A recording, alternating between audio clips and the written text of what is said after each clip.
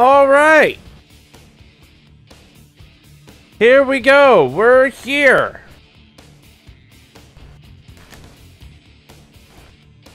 The semifinals of the G1 Baseball League playoffs. It's been a rough time coming, but we're here. Hope you've all enjoyed us, because tonight will determine a lot of things. But first, Jimbo and I need to do something to see if the game will allow us to do one thing or another, depending on what happens in these various games. So, what you're telling me is you want me to load up Super Mega Baseball 3. Yes, because what I'm going to do while Jimbo does that, I'm going to it's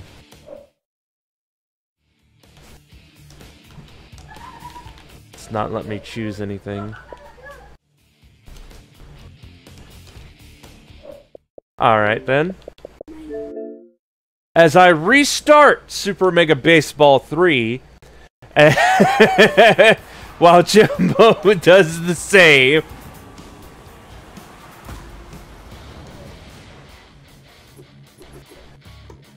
I need to go in here into custom. Now, we're not going to do the G1 League here. So, what we're going to do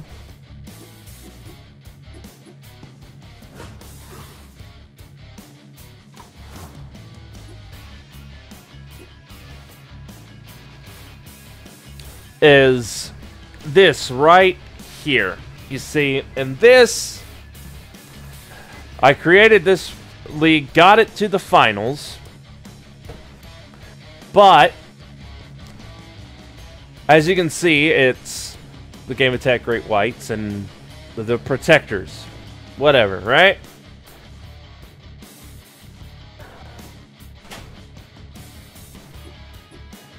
And I can play this game, should I so choose, but again, I want to see exactly how it'll let that man right there, Jimbo Sox, and I play this game. Will we be able to play against each other? Will we only be able to play co-op against, like, the team I have control of, the Game Attack Great Whites, or will we be able to choose the Protectors?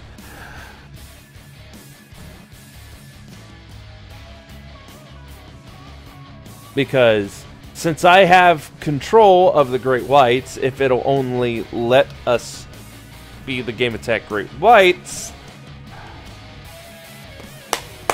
I don't know how that exactly is going to affect the thing, because I have control over the Game Attack, or not the Game Attack, but the Game Day Griffins over there, and they're not in the finals, so Which is bullshit! A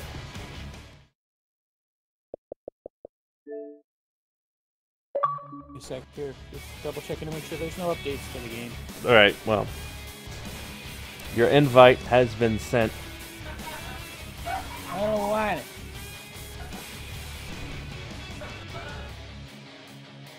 Also, for those folks who are watching this live on Twitch, there's always a running gag between Rob and I, because I always arrive to the stream just a skosh late, because I'm always getting dinner too late. Mm-hmm.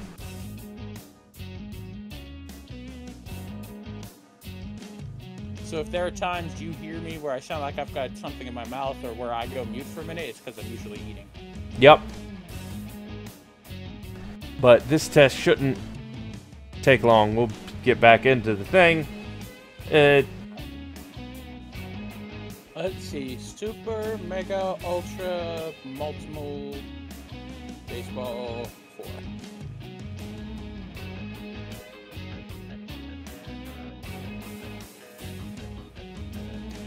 Play presents.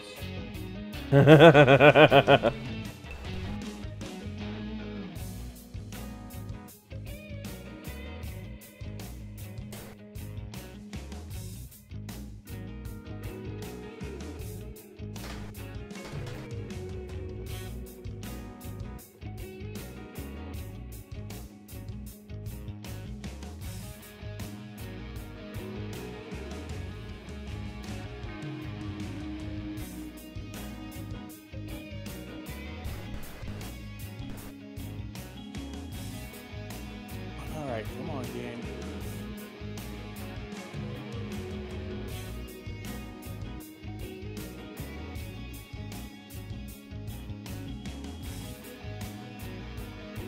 I bet they'll want you to play Super Mega Baseball. Yes, that is true.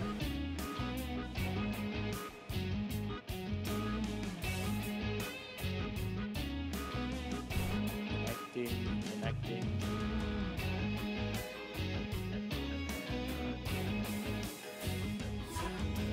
There you are. All right, so here we are in this custom season.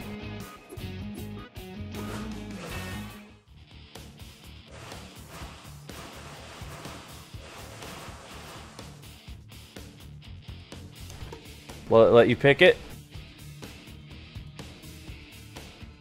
Yeah.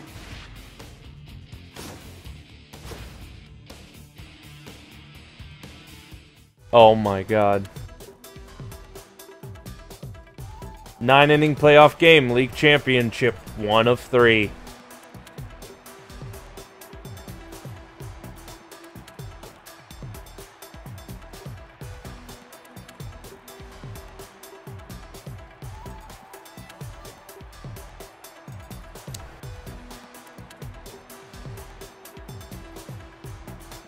All right.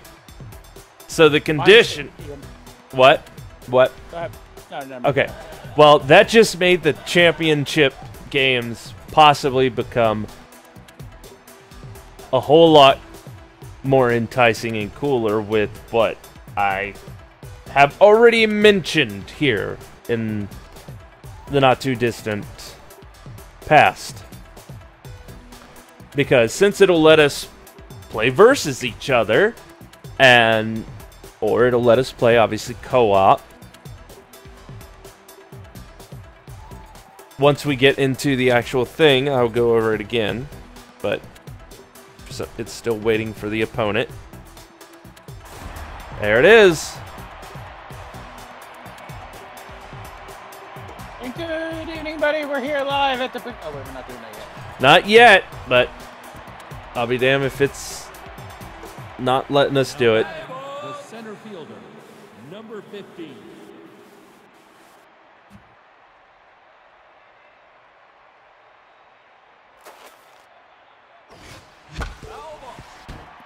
All right. This is what I needed.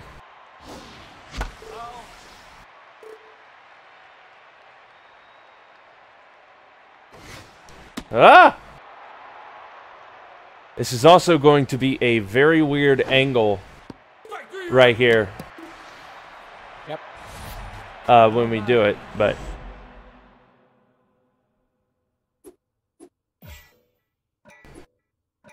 Alright.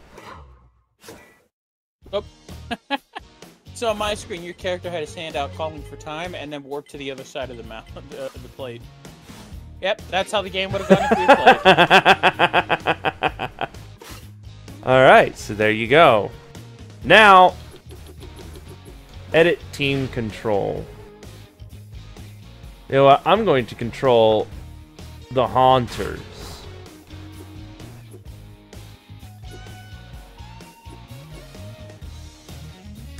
Alright, it won't let me choose the game. So what I'm going to have to do in the other thing is edit the team control to one of the teams that will be in the finals for the championship to be able to actually play the game.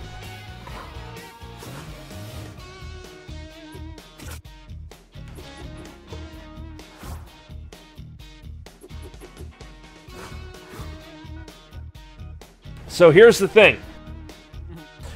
Tonight, we're in the playoffs, semifinals.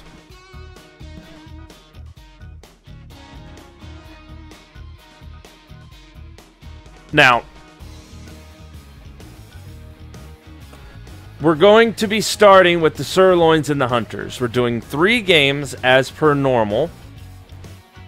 And we very may well see, out of the Sirloins and the Hunters, one of them head to the finals tonight, if one team does better than the other.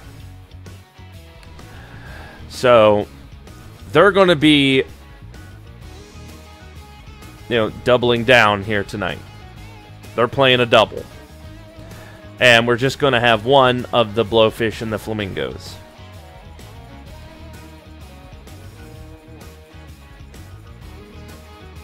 So, right now, what's going to happen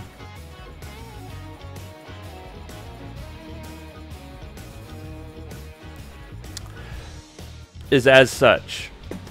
If the Hunters and the Flamingos make it to the finals, we're going to call the game like normal. There'll be no special incentive, no nothing, because everything will be fine. The plan for this season will have worked. Now, if, let's say, the Sirloins and the Flamingos are in the finals, there will be a goal for everybody that watches me throughout, maybe the week or weeks, however long it takes to get to the championship finals. For Jimbo and I to co-op, we both be on the same team against the AI in the championship final games, while also doing commentary at the same time. Now, if the Sirloins and the Blowfish, if both of those bastards make it to the finals, there's going to be another goal that can be met via bits. I'll make it via bits. Where if that's met, Jimbo and I will face each other in the championship game while doing commentary on what's going on at the same time. Now, I don't have that goal thing ready to go here tonight because we don't know who's in the finals yet. But we might here tonight, and that's the thing. And that also means, depending on what happens, maybe next week the show will be short, like it was the other week, and not because of a special stream or anything, just because we'll be out of semifinal games, and I'll wait till the next week to start the championship and such, and also give more time if there needs to be a goal met for the goal to be met.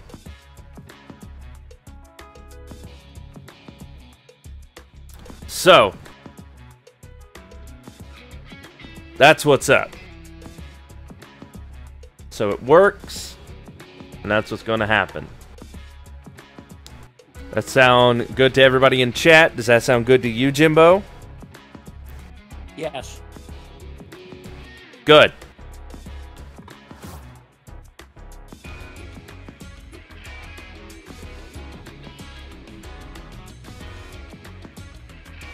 And, oh, I can't watch the game with you here.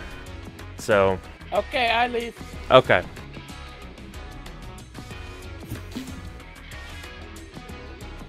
There we go. Hey, Roy, hold on a second before you go. Yep.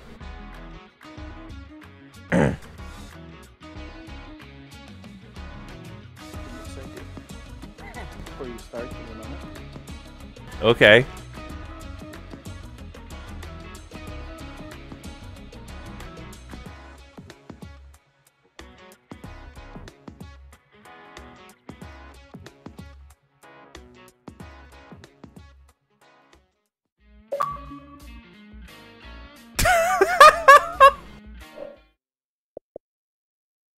Turn off my notifications.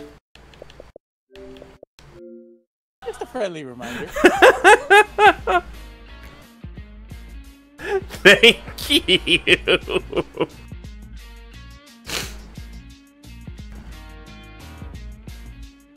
All right, let me go ahead, write up that we're going ahead and we're going on to our first game.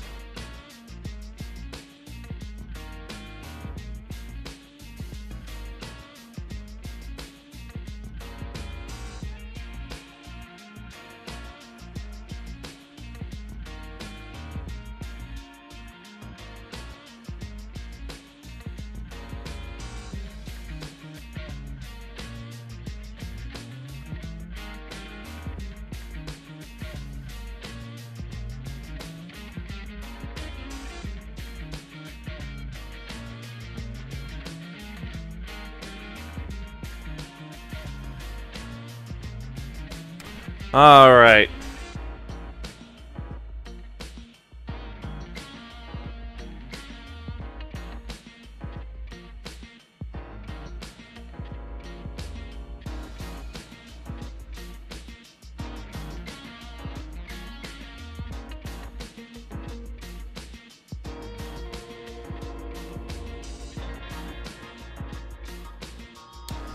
All right, there we go. There is the tweet. So, whoever is out there can send that some love. Spread the word. And hopefully get the masses to come here in mass.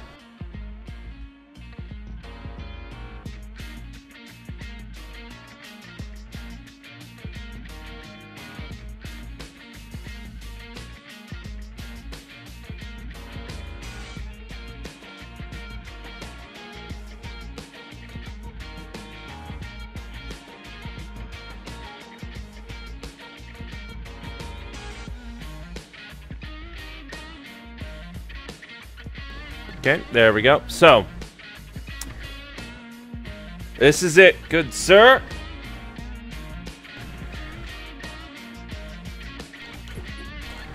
You ready to get into this? Let go. All right.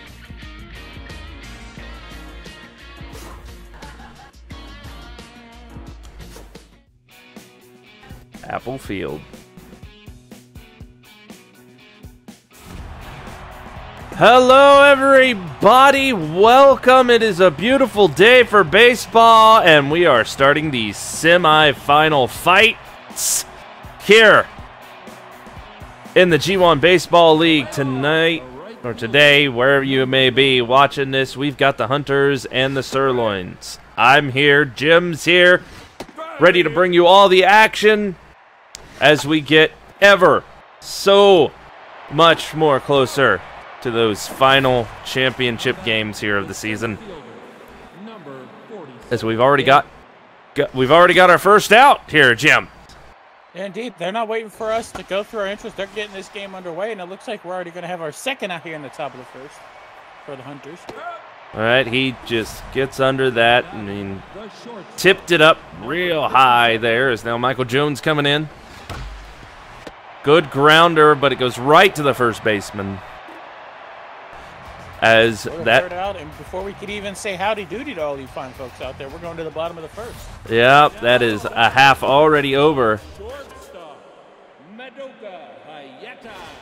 And now look at that big hit. It is up high.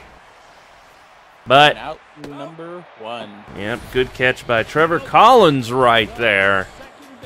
Trevor Collins, nicknamed Traco, has been a solid foundation for the Hunters team up until this point in the playoffs, and it shows with his defensive capabilities out there in right field. Yes, it does. As Ashley Dillard almost said her name very wrong. As that is you out. Almost said what they call Mr. Jack Patella, who's behind the plate. Right. They have his nickname as. But Ashley Dillard out here already throwing quite a good game to start us off here in the semifinals. Although having trouble against that batter, walking the batter on 4 pitches, looking like they didn't want to face him. No. Now, Filet Jones stepping to the plate again, folks. Remember, the Sirloins and one of the teams we're going to see later, as that ball is through for a single, as that runner will stop at second.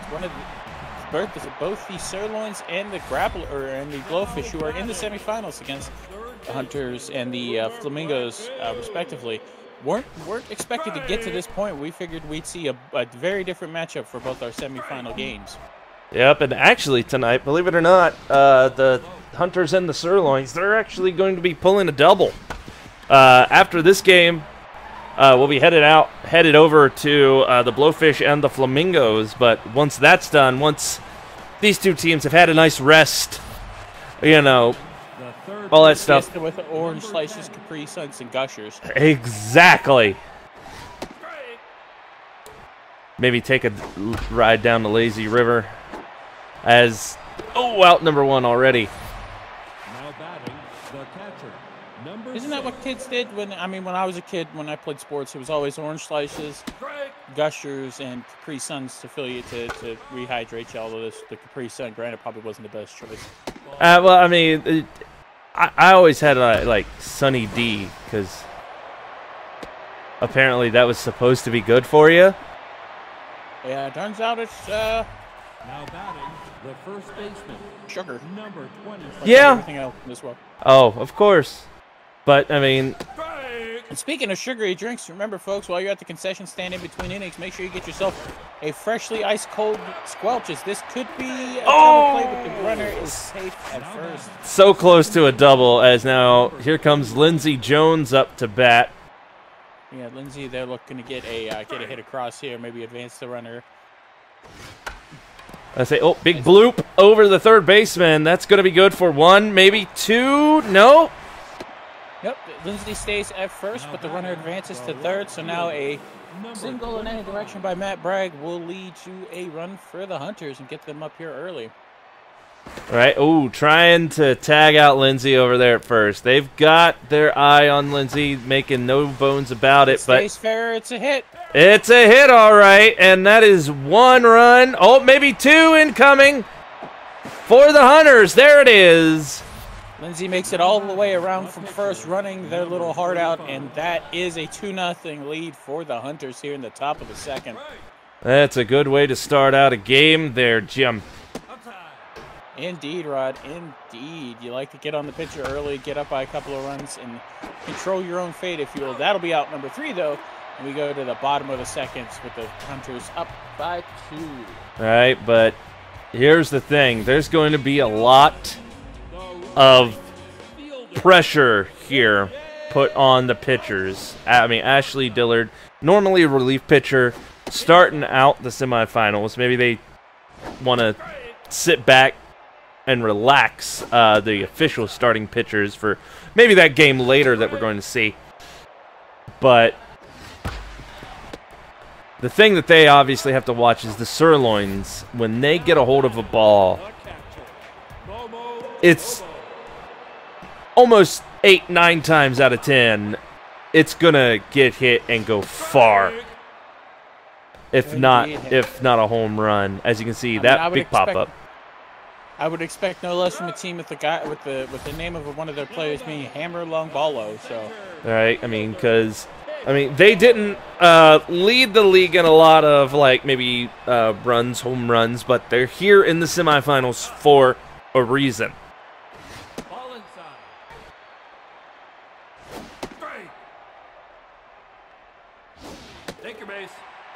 Ooh, that is a walk there for Dillard. Now batting, the pitcher, Bugsy Snugs. And she walks the batter to face the pitcher here, but that his hit to Michael Jones, who gets it over to first for the final out. That is it for the bottom of the second. We go to the top of the third, but the Hunters still holding that 2-run lead. Now batting, the right fielder, number 9. And that is something that they are going to have to hold on dearly every time, especially they come up and are on defense. That's inside. And solid grounder, but Cook over to first for the first out. Now batting, the center fielder, number 47.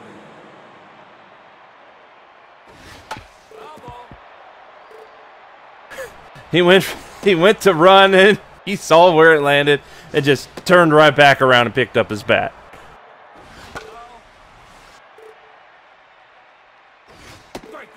Ooh!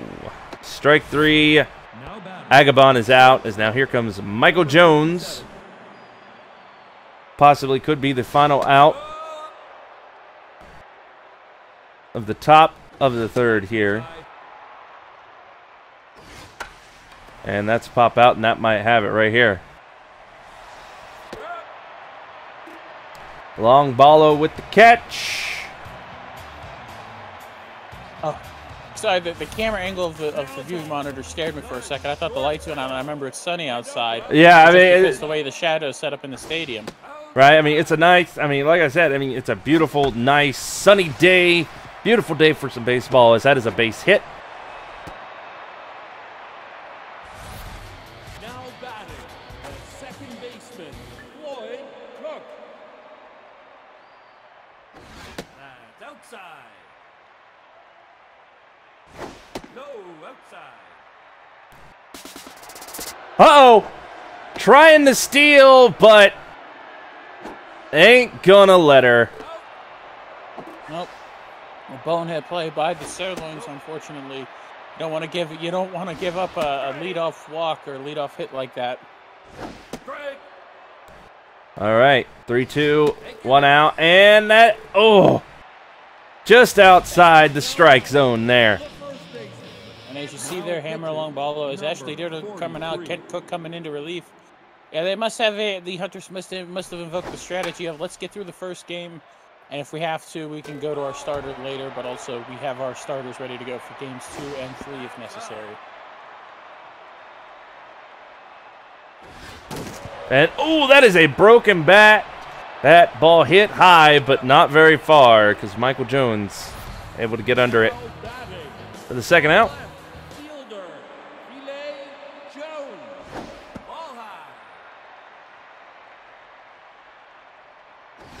And also, I gotta say, if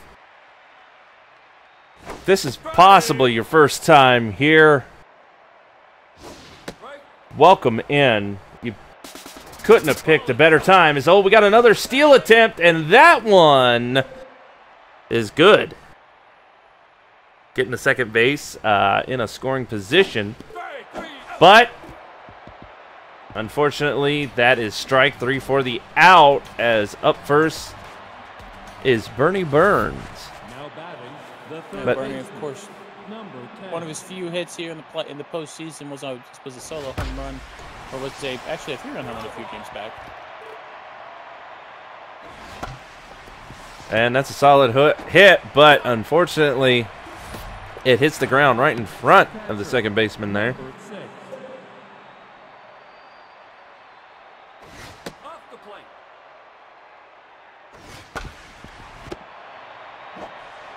And, way this is going, it's looking like 1, 2, 3, and we'll be done here in the top of the fourth, the way this is going.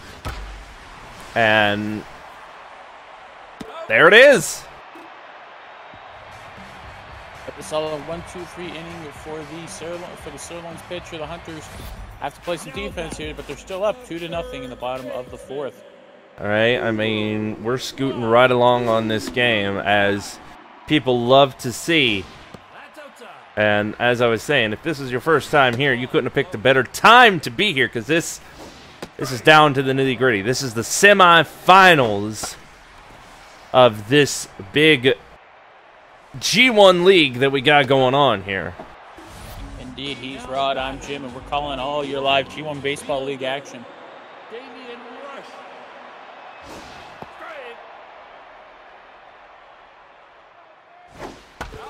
Strike. Oh, that one immediately goes foul. Lindsay dives for that one, but unable to recover in time to get the throw to first for the out.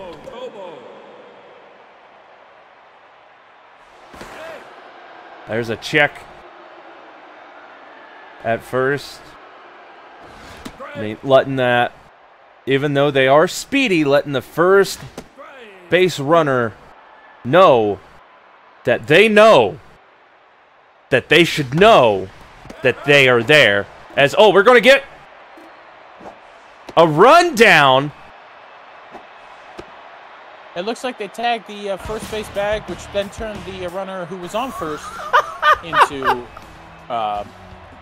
turned it away from being a forced play at second, which led to the small little pickle rundown there. But Willie Jones stepping to the plate here in the top of the fifth, looking to use that momentum for the Hunters. Right, I mean, that's something we haven't really seen that much, but it can happen, and you just saw it happen. The Hunter is really bearing down. That is a walk. Now batting, the left fielder, number. But yes, this is obviously the first game for them tonight, and if they can get a win in the bag, they are hopefully, possibly going to be able to ride that momentum in for later on in that second game. But out number one on the strikeout by the Sirloins. But here comes Kent Cook. You'd also have to think if the Sirloins do get taken down, that is a foul ball. Yep. Of course, Kent Cook, the pitcher, not going to be swinging at all. He's going to be looking and indeed does that. But the Sirloins make a bonehead move and try to throw up the second. Thankfully, pitcher wasn't expecting them to throw up the second first, wasn't able to get to first. And is out instead. I mean, if Cook was just a tiny bit faster, he might have been able to boot scoot it to first in time. Unfortunately, that wasn't the way. He's wiping his boogies away. Exactly. In the dugout. Uh-oh, that is a walk. Now batting, the center fielder, number 47. So we got Alec Agabon, the center fielder for the Hunters, to the plate 0 for 2 today with a couple of strikeouts. Going to be looking for a reversal of fortunes with that. Right, and if he can get a hold of a ball, there's a big scoring opportunity to extend that lead that they have here today. Indeed, you see there in the statistics for Alec Agabon, who's got 2 home runs already on the postseason, but I don't think that's going to be far enough. No. As that is out number 3. We're officially hit the halfway mark of this game. The Hunters are still up by a score of 2-0. Right, the Sirloins here at bat. Definitely going to have to start swinging and swinging hard, just like that. I don't think it's got the distance, though. Nope. Nope, got to the warning track, but just not far enough as that is out number 1. All right, but there you can see that the Sirloins, I mean, they're strong. They are tough. They've got power. Indeed. Sometimes you need to mix that up with hitting for contact, or else.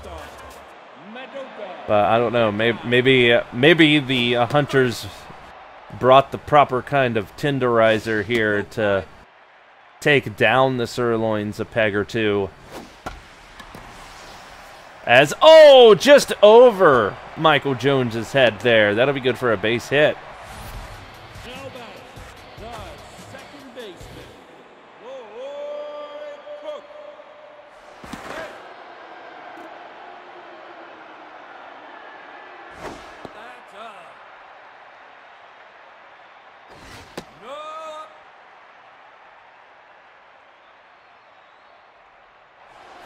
Oh, another check. Keeping an eye on that first base again. And there it is. The instincts were correct. Sirloin's trying to do too much too quickly and not stick to the fundamentals. That is out number 3. We go to the top of the 6th. Now batting the shortstop, number 57. Right, I think maybe, just maybe, the Sirloins are being a bit too aggressive. You know, they... Aggressiveness can win you games, but you have to pick and choose your aggressive spots. If you're just going hard the whole game, it'll come back to bite you very easily. Right, because the Hunters seem to really have them targeted for, well, what they're known for, and they have an answer for it, and they're keeping an eye out for it as well when they are on defense, and it's doing them well, as we are now obviously in the top of the 6th. And the Hunters have 2, and the Sirloins have zippity-doo-dah. That's inside.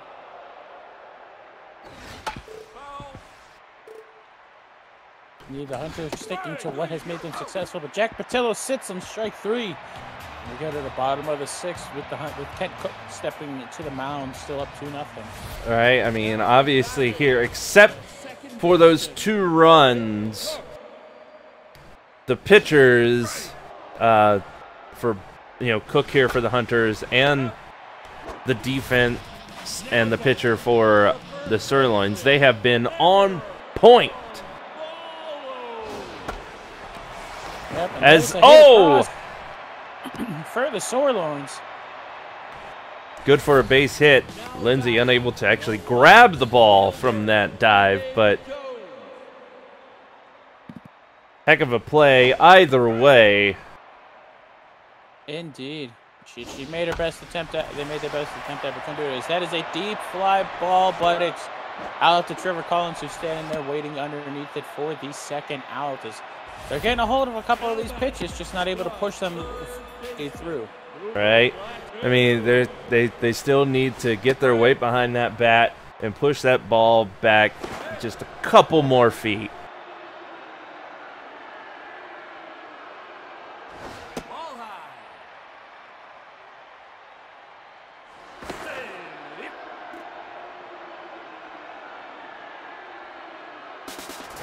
And there goes the steal attempt, and they make it this time.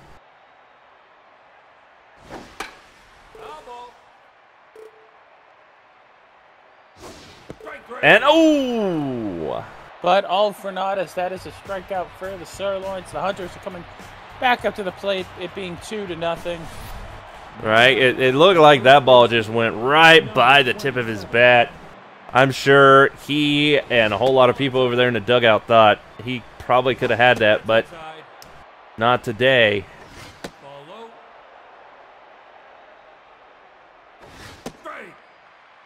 All right, 3 balls and little tiny hit. Nobody's covering first. Oh! That leads to a safe runner at first, as nobody was covering the bag. Everybody was playing the ball. I mean, that is one thing you never want to do. I mean, not just in this. Uh-oh, trying to run back, but we got another rundown situation here. And there it is. The double play is done as Matt Bragg.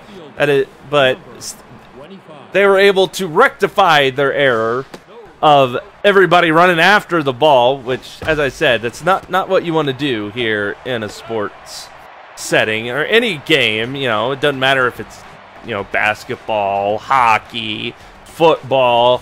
Everybody has what they need to do, and they need to do it. Not everybody can go after the particular object, be it a baseball or said football. Wouldn't you agree, Jim? I would agree wholeheartedly.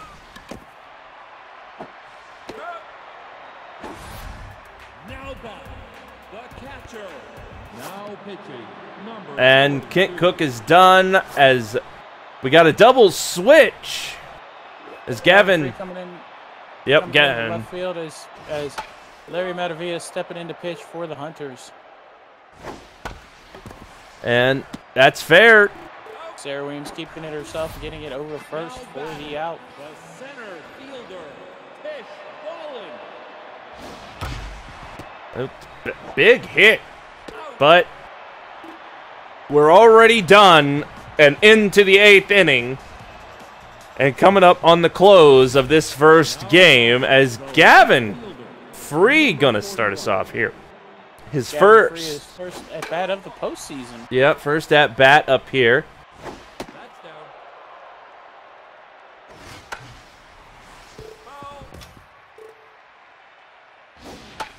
And, oh, yeah, and oh, okay. I guess the pitcher's got it. Now batting, the right fielder, number 9. All right, Trevor coming out here, 0 for 2. Got a walk. And, oh, past the pitcher. Don't think he's getting to first. No, he is not. Now batting, the center fielder, number 47.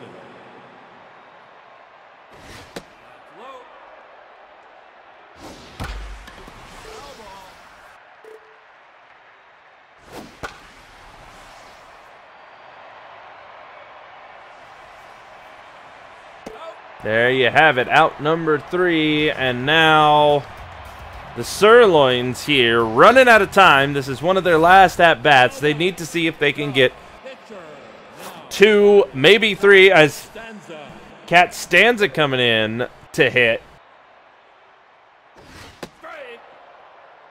Yep, the Sirloins pitcher has did well to this point, unfortunately only giving up the 2 runs that have been scored across the board here today, as that is just out the outstretched arm of Larry.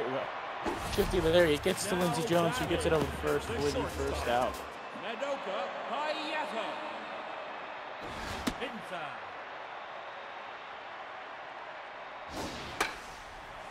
Yeah, oh, can the catcher? Up and it gets back to the fencing. So it is a foul ball. Break. And oh, that was a heck of a jump, but unfortunately didn't get a hold of it, as Lindsay able to get it over to first for another out, as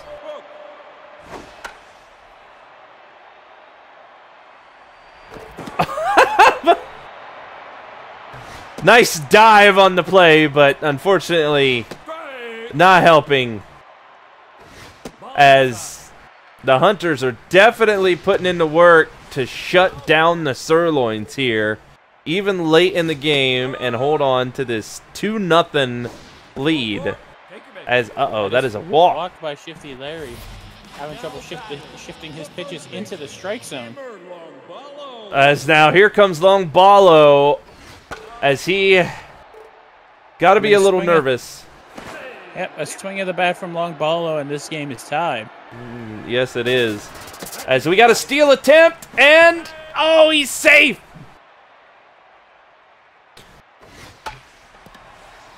I don't think that's going to do the distance. If we were playing in a silo, it's gone, but we are not, so that is out number 3.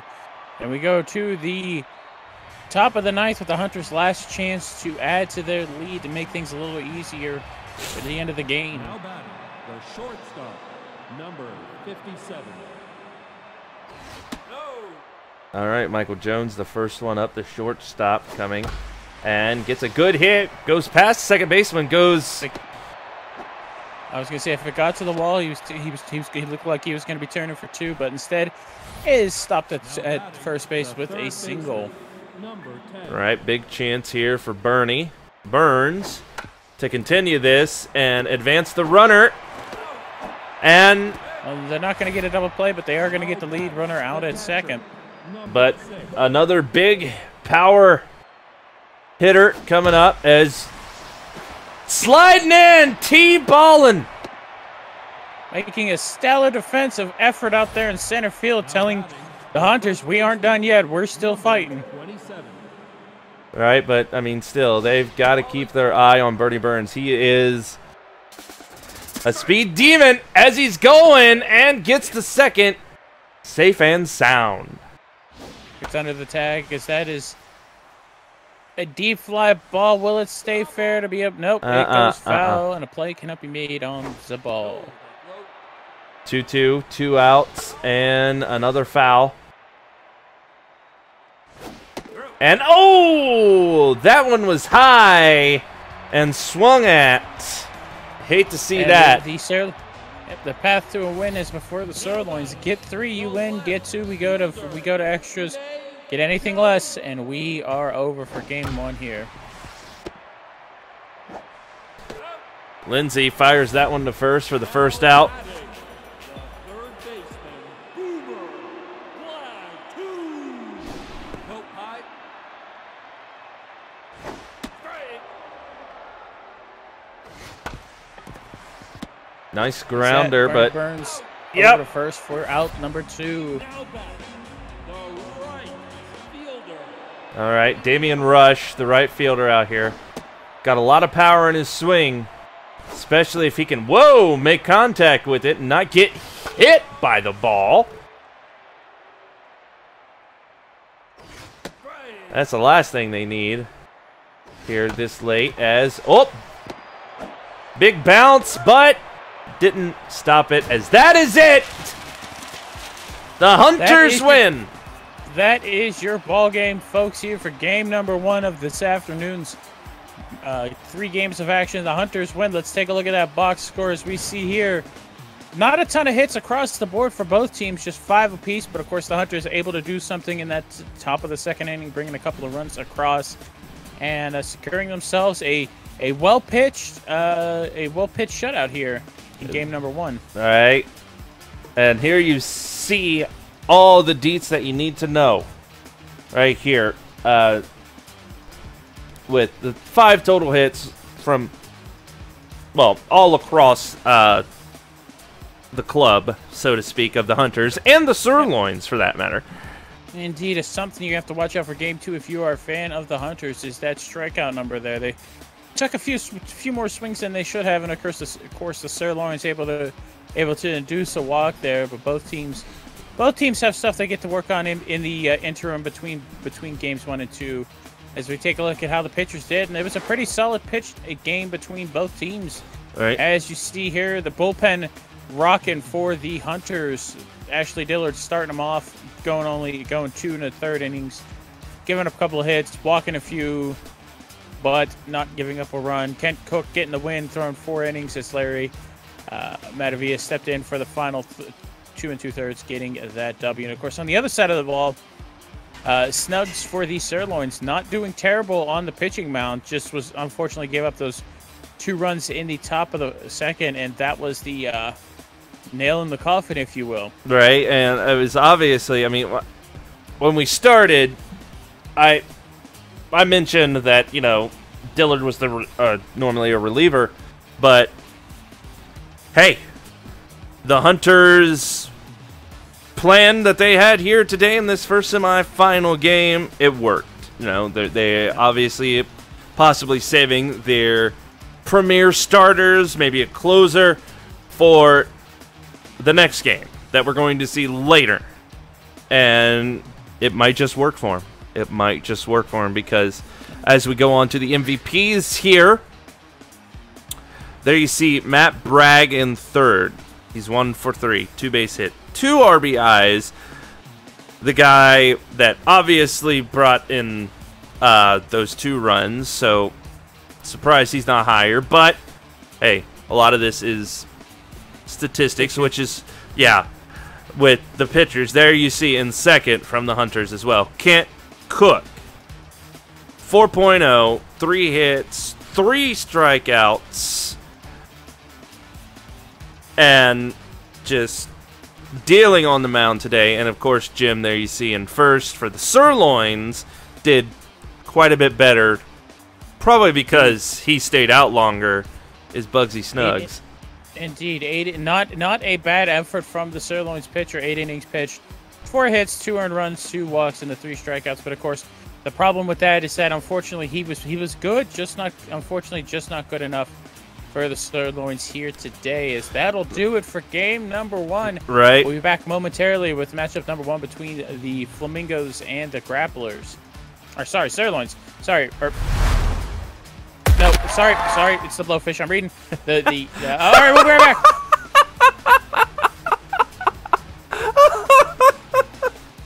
Oh, Jimbo.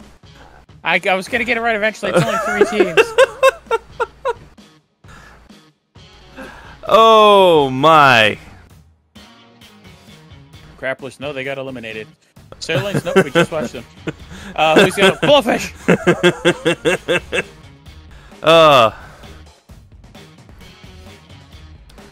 Well then.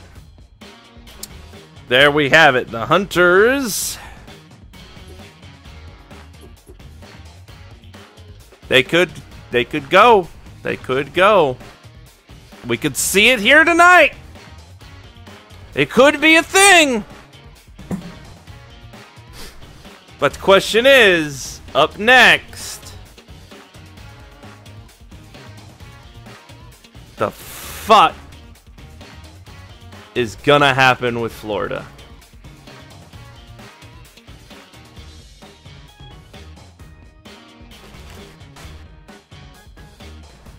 So, everybody out there watching, I'm going to put out a prediction thing that you can put in for, you know, the stuff and things.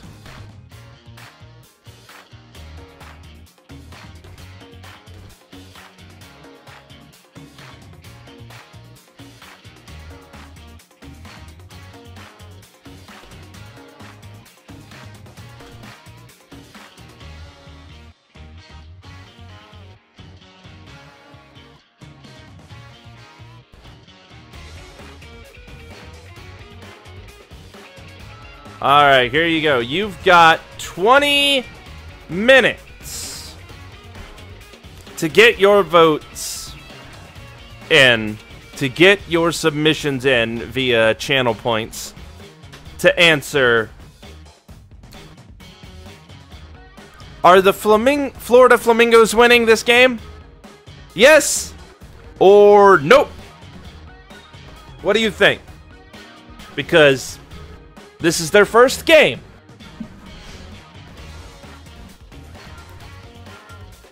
And we just saw what the Hunters did.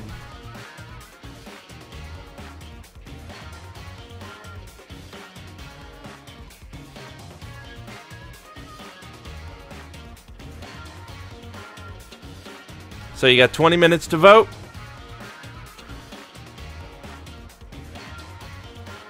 As Jimbo and I shall now call the Blowfish and the RT Florida Flamingos after I write up this tweet. Couple of buttons.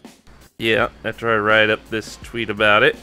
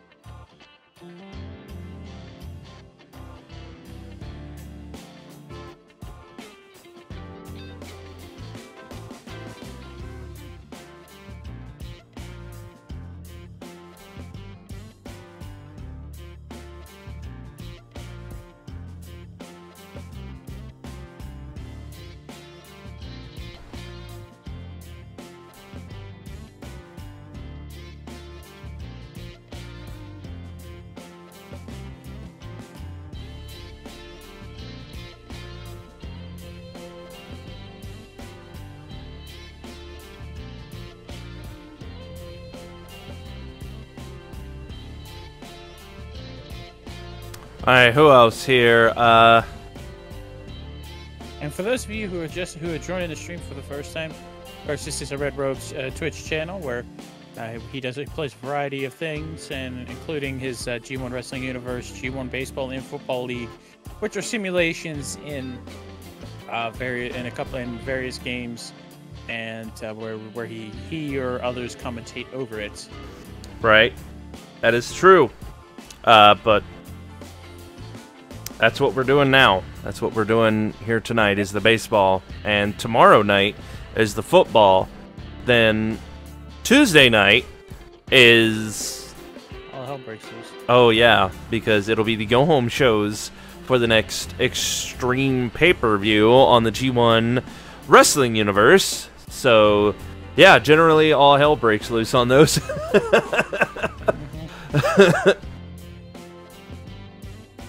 But now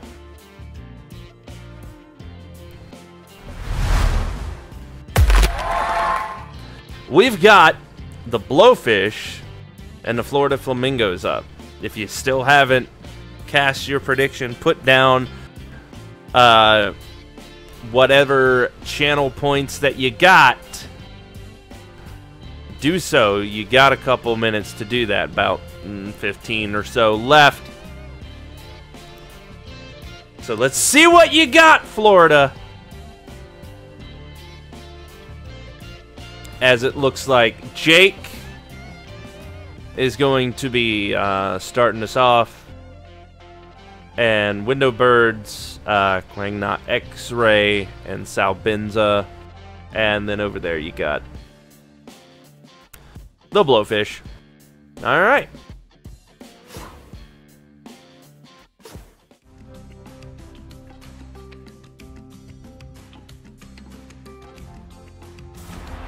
Alright, welcome back, everybody. We're over here at the Shaka Field.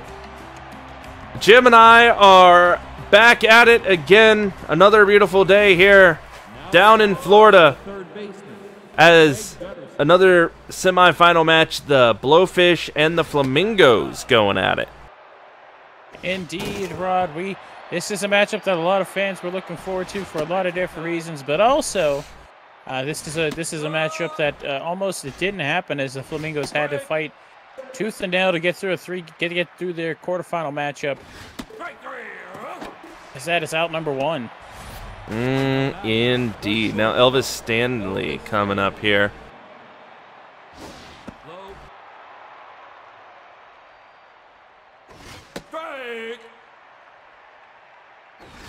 And whoop, there it is.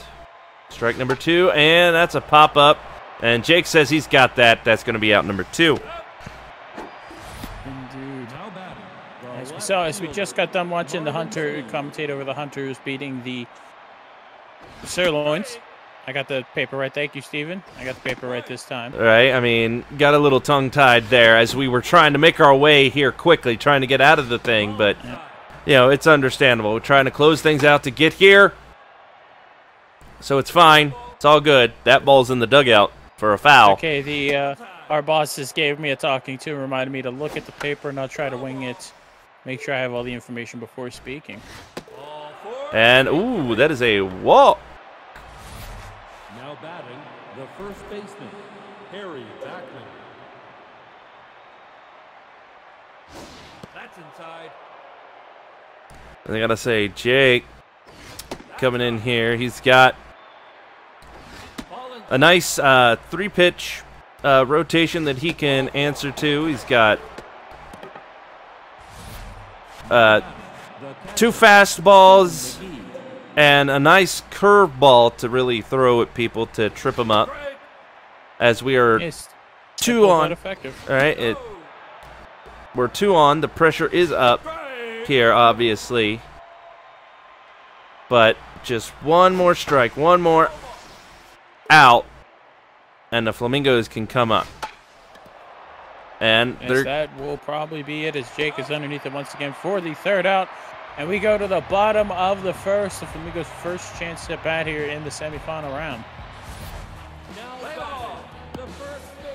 So we have first base person Meg leading them off. Folks are still surprised to see Meg at first, as through the regular season, Ricky was the one who was anchoring that first base side down for the Flamingos. Right, I mean, well, obviously, I mean, maybe they're saving Ricky for if they make it to, or they really need him in a clinch match. Because we've seen Ricky do well in the regular season. Indeed, Ricky, of course, your G1 Baseball League MVP this season, leading in 2 of the 3 categories for the Triple Crown. Led the league in home runs and runs batted in, but not batting averages. That honor went to the Thanatos of the Game Day Griffins. So I get a little choked up when I talk about the Griffins, Rob, because we were excited to see them here in the postseason, and unfortunately the Blowfish who we're watching today stomped out their dreams and hopes. Yep, they definitely shattered the glass slippers of that Cinderella story coming as Sal Benza with a big hit going way back, and that is a home run. Surprising all of us here leading off with a home run. Every week he calls the shots, and we never are sure what to expect, and that is a home run and the third RBI of the postseason, as that is a 1-0 lead. And speaking of the MVP, ladies and gentlemen, the fans are cheering for him. You know him, you love him. It is Ricky here for the Flamingos. All right, Ricky playing shortstop, obviously. Like we said, he's not at first. And, oh! That is the final strike, as now we move on to the second inning here. Now batting, the center fielder. And we move on to the second inning with the Blowfish up here. Remember, folks, this is not the last matchup of the day, as we'll go back to see the game 2 between the Hunters and the Sirloins after this one is over, and that is a single out to left field for the Sirloins, or for the Blowfish. Damn it! I'll get it right eventually, Rod, I swear. It's okay. I mean, we very well could see in that game you just mentioned the Sirloins come back and tie things up, so to speak, and send us into another week of semifinal games. Or the Hunters could happily hop to the finals in that game. So it's a big game coming up here. So, I mean, I can totally understand being a little tongue-tied and anxious, nervous to see what is coming. Red leather, yellow leather. Unique New York, unique New York. Okay, I'm good. As that is a deep fly ball, but out number 3 is Sal's underneath that for the final out. We go to the bottom of the second inning as this game is just moving along with not X-Ray leading off for the Flamingos. Of course, if you're watching this at home, you have the opportunity to participate in our prediction poll. If you think the Flamingos will win this game, or if you think the Blowfish will pull the upset, let us know what you think. All right, because you can put many channel points that you get from watching the various shows on this channel up for grabs. Indeed. I had a few channel points saved up myself, Rod, but I was not going to use them, as the last time I used them, I lost them all. So. Ooh. As that is out number 2, but I will say one thing. We do this on Sunday, and generally we're not doing anything Monday. And these past 2 Mondays, I don't know if you've seen this program. Unfortunately, it didn't last very long. It was a nifty little superhero program. I can't remember the name of it, but it was nifty. I'm sad it's over here on this channel. That was Monday mornings. Okay, I was like, I know we have the football league on Mondays. I was like, I don't think that's a superhero program, but I did get to watch a couple episodes of the superhero program that you are referring to. It was very enjoyable programming, and Right. Now batting, the third baseman. I mean, a whole lot of action in that show. A lot of stuff blowing up. I mean, it was pretty good. It's pretty good. As, we got a steal attempt. That might have been a bad call. As Connie Windowbirds runs him down for the first out.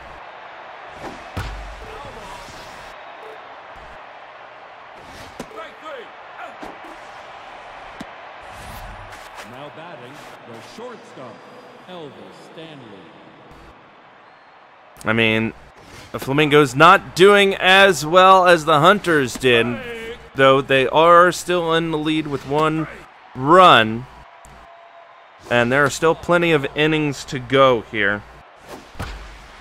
And, oh, Window Birds just got right in the way of that ball for that out. As Merch Guy Steve up first here for the Flamingos.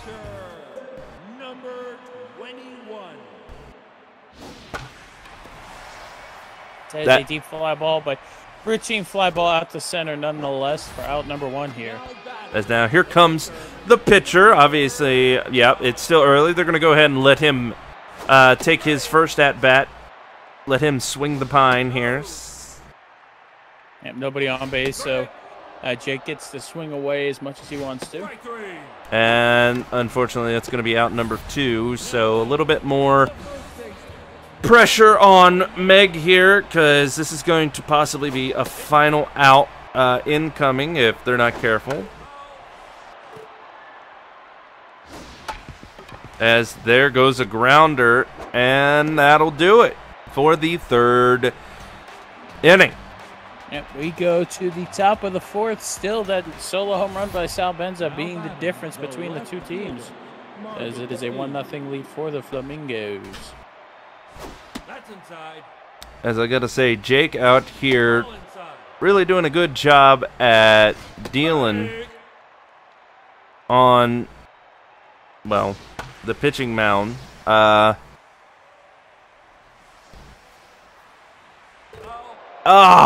It got caught in that lip. Did you see it? Indeed, I did. So close yet so far. Right, but Jake definitely out here dealing, using the full assortment of his pitches, and he's still able to get over 90 here after 50 pitches, which is good.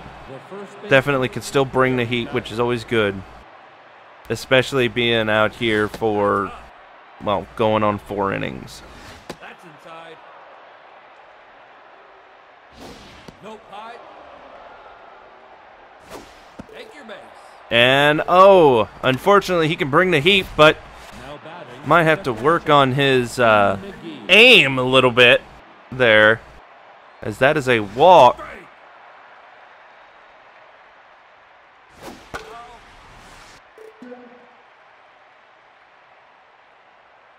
Strike 3.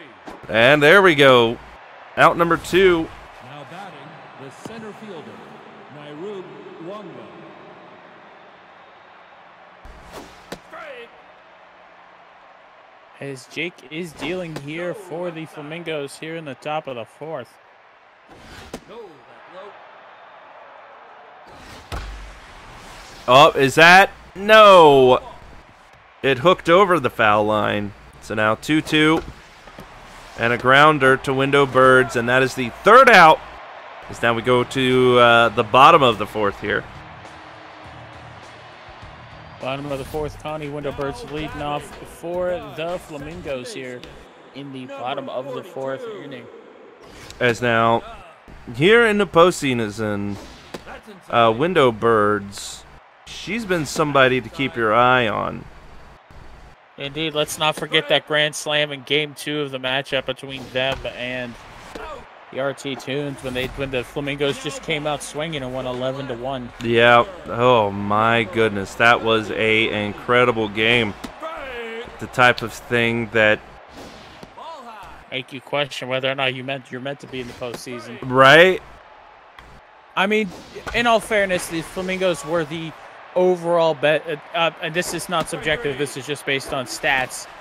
The Flamingos were the best team in the G1 Baseball League during the regular season, and the RT Tunes were one of the last teams to qualify for the postseason. And so, when the Tunes won the first matchup between the two teams, it woke something up in the Flamingos that maybe they've gone a little, not stale, but a little soft, a little resting on their laurels, and they came out swinging in Game 2 with a couple of grand slams, one even by the pitcher.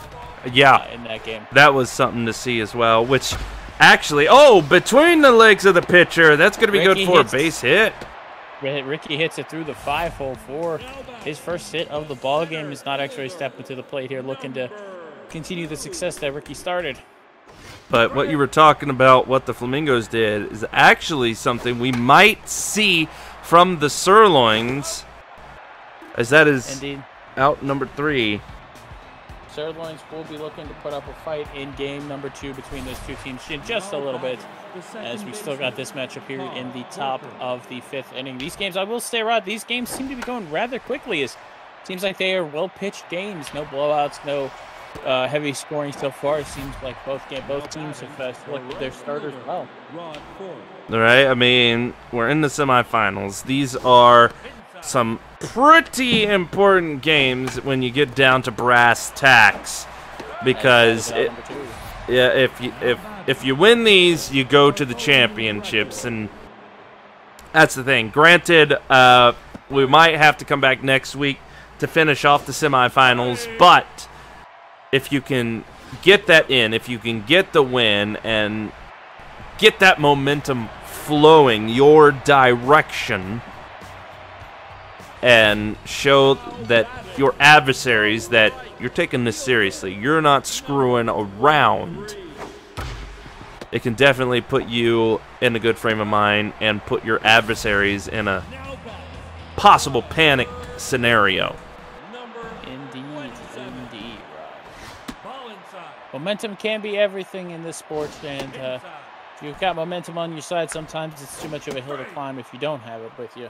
And right now, the Flamingos are showing why they, that is not going to drop. It is instead going to be an out number 2 here, as Merch Guy Steve stepping into the plate again, looking to get a hit across. Struggling a little bit this postseason, only with that 111 batting average. But of course, his team has won in advance, so he's been maintaining, keeping pitchers in check behind the plate as their catcher. And that is a poorly swung at pitch, unfortunately, as that is out number 3. We go to the top of the 6th inning. The Blowfish looking to put a run or 2 on the board here. Whew, as Jake is out, in comes Ashley.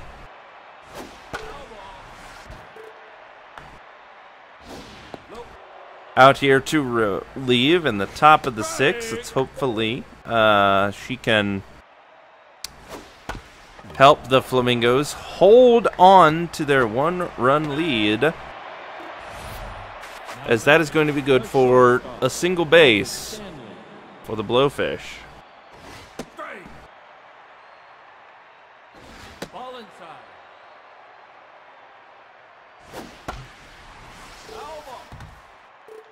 Indeed, of course, Ashley's going to be looking. Ashley's going to be looking to induce the double play to take the stress off herself, and that is how it is done. Ricky to Window Birds, over to Meg, who has a little bit of trouble with the ball as Window Birds threw it a little low, but scoops it up for out number 2. We get that double play that Florida wanted, as the fans are cheering and bouncing up and down off of their seats as Ricky picks the ball up, gets it over to first.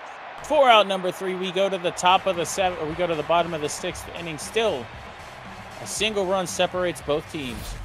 Right, I mean, and I'm sure the Flamingos, every time here they come at bat, we see them trying to get on base and such, as they definitely, you can tell, want to extend their lead, as that is a good hit, but unfortunately 4th out there in right field gets that catch. Doesn't quite come down in time, as now here comes Meg.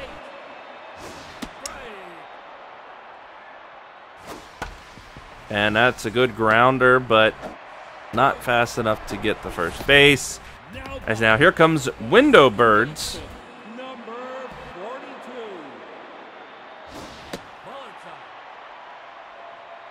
42. Like I said, this game has been dominated by the pitching so far. Just the solo home run by Sal Benza being the difference maker so far. Right, and oh, that's gonna do it right there. Out number 3. Now we go into the 7th inning. Yep, top of the 7th, and again, still a 1-0 lead in favor. Gotta say, it's like it seems like whenever in both games, whenever somebody gets a hit, whenever somebody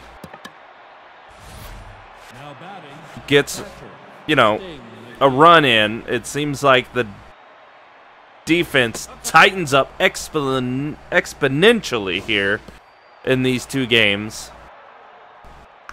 And that's not a bad thing. It's really not. You get your lead, and then you play good defense the rest of the way. And as Ashley has a little bit of problems, that is a walk.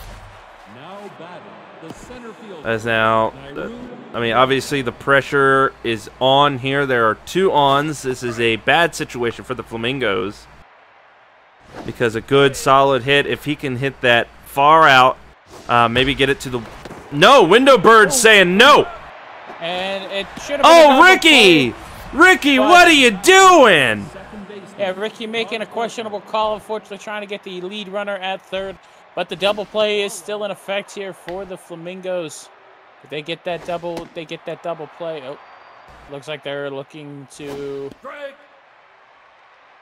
I mean, I could totally see what Ricky was thinking. I will say it's like he threw it to third, trying to beat the runner to third to stop the possible scoring that could be had here, but that is out number 2 because one good solid hit, like a bloop hit, you know, over him, if anybody else, over Ricky, that runner's going in. No doubt about it.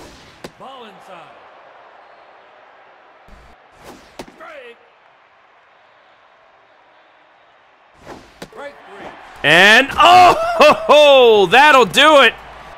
And the Blowfish. The batter was not happy. And there's the man with the home run. I hate to see it. And that is a big hit again, but is it? No, it is not. Didn't have the distance this time. It's now, here comes Ricky.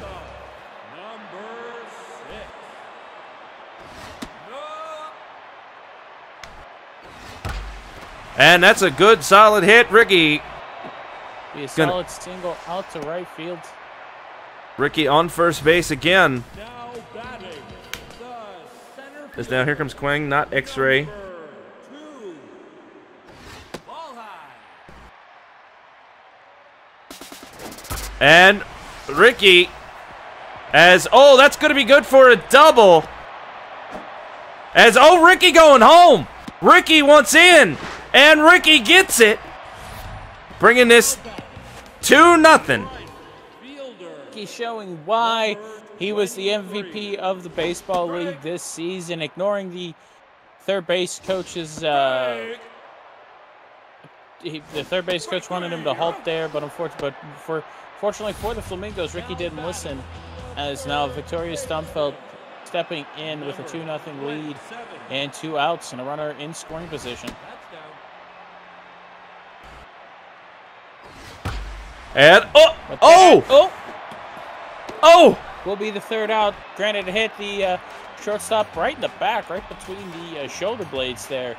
Was able to recover and get it over to first. But the Flamingos score again, as it is now a 2-0 lead, as Jose Carloco stepping in.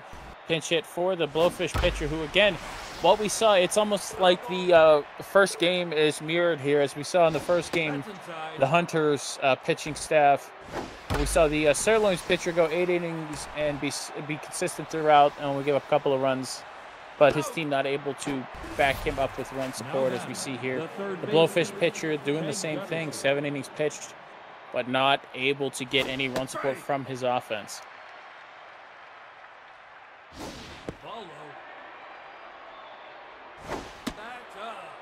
all right, here we go. 2-1, 1 out. Now 2 strikes on the board. And gets contact, but it is up high. That is going to be another out. Yep. Look at that. As long as the fielders don't collide trying to catch it, but that is indeed out number 2 as Elvis Stanley steps to the plate here, looking to poke a base hit through and maybe get things going here. Chances running thin for the Blowfish, as it is the top of the 8th inning here. Ooh, that is a good, solid, long hit, but not long enough as the center fielder gets it. Was out there to make that beautiful play as Mitty Marshwater Stepping in here for the bottom of the 8th, potentially last chance for the Flamingos to add to their lead. Merch Guy Steve is looking to get a hit across here. Again, Merch Guy Steve not particularly hot offensively for his team, but has kept the pitchers in check and managed to locate pitches perfectly for them in this game. And that is a good hit. Loop in for his first hit. Will loop in for his first hit today. As now Ashley stepped into the play, we presume that indeed Renee Cass stepping in to pinch hit for the Flamingos. Ashley's day is done. Well pitched in a couple innings of relief, as it looks like the Flamingos, depending on how this inning goes, will look more than likely bring their closer in to finish this game out for themselves. I mean, I'm sure they'll bring in somebody that'll definitely help them close out this game in needed fashion to secure the win, as double play. I almost thought she was going to get there in time, but unfortunately it seems like she looks like she tripped a little bit out of the batter's box, and that led to it being a double play. And that is a good hit for a single by Meg, as once again Connie Windowberg step into the plate. As now they gotta watch their pitches. They just need this one out, and they can be good and get the 8th inning over with. And of course, it stands to reason if they want to have a shot at winning this game, they have to get out of this inning without giving up another run. Yeah, that is true. As that is a hit, but it is not far enough. Nope. Yeah. Fourth making the play out there in right field as Will Brewer coming in to shut things down for the Flamingos, as this is the last chance for the Blowfish here to get a couple of runs across. And for those of you that may not be able to understand the math of the situation, they need 2 to keep this game going, 3 to take the lead. Anything less, and we're going to game number 2 between the Hunters and the Sirloins. That is out number 1. Now batting, the first baseman, Harry Backman.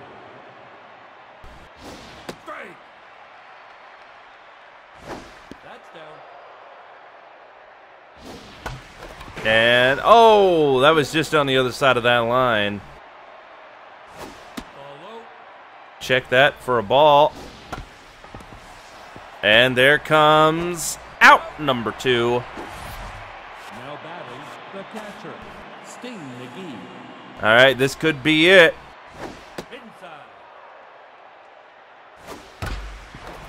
And Victoria Stumfeld slings it over to first for out number 3. The Flamingos have done it. They have indeed won this first game of the semifinals. So if you had that for your prediction, congratulations. You're going home with some more channel points to use for rewards later down the line. As you see there, of course, the Flamingos need not at bat in the bottom of the 9th. As that once again we saw another well-pitched, well-defensive play that was just a couple of runs for the other team. As we see the Flamingos score the top of the in the bottom of the 1st and the bottom of the 7th, take a 2-0 lead. And realistically, the game never felt like it was blowing the way of the Blowfish. Winds were changing. And unfortunately, the Blowfish, as you see here, struck out 6 times, but did manage to accumulate 5 walks for themselves, as you see on the other side of the ball there. The Flamingos, 5 strikeouts themselves without a single walk to show. So maybe the Blowfish can take advantage of that. That they weren't sitting on any pitches; they were swinging at everything that was coming their way. Yep. As we look at the pitching statistics, again, much like our first matchup, the winning team, solid starter, solid, as Jake picks up the win in the 5 innings of 2 hit ball, 3 walks, 5 strikeouts, as you see there. Ashley and Will Brewer stepping in to combine for 4 innings of shutout relief for the Flamingos. And as you see there, Draculo, if I'm saying that right, for the Blowfish, every team would take this start every time. 7 innings pitched, 4 hits, 2 earned runs, 5 strikeouts, but gave up that solo home run in the 1st inning, and that was the big difference here. Yep. As we take a look at your 3 stars. Yeah, the big MVPs for this game, obviously one of them is going to be that home run man, Sal Benza, in 3rd with that home run. I mean, obviously he's there. He let it rip.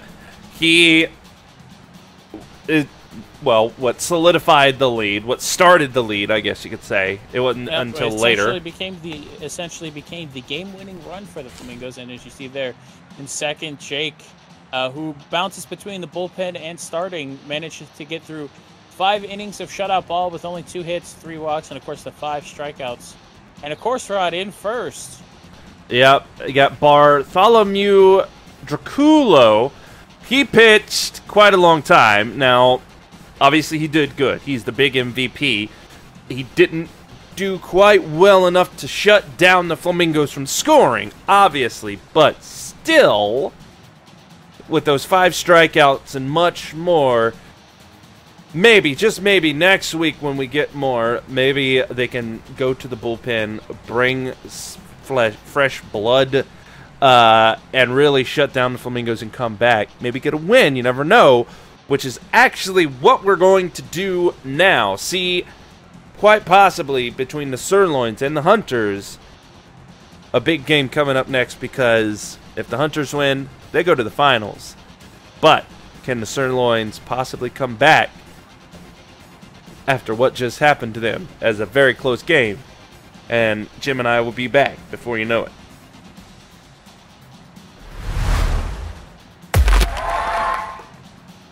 Oh, hey. Okay. Sorry, I wasn't sure how the prediction works, but I guess it's... Okay, yeah, that makes sense. Never mind. Okay. No, I thought it was like if you predicted, you would get, you know, obviously double the points back or whatever. But no, it's wagered against whoever votes the other team. And since nobody voted for the Flamingos to lose that game, Donut and I just basically got our points back. Ah, so nobody voted against the Flamingos, so okay.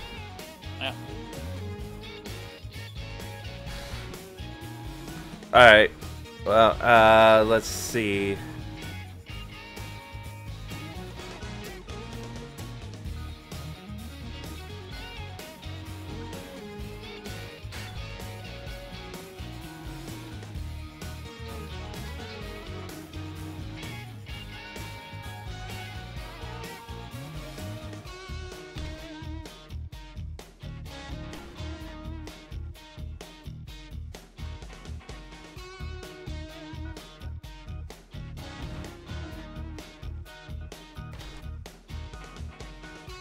Oh, that's the wrong one.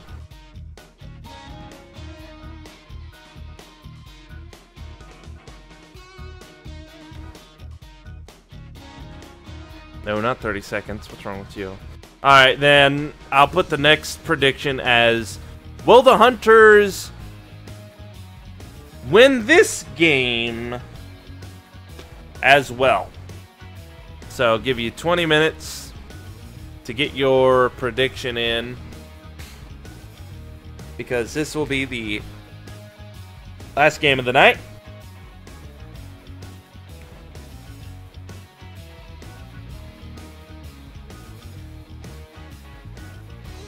So let me send this out.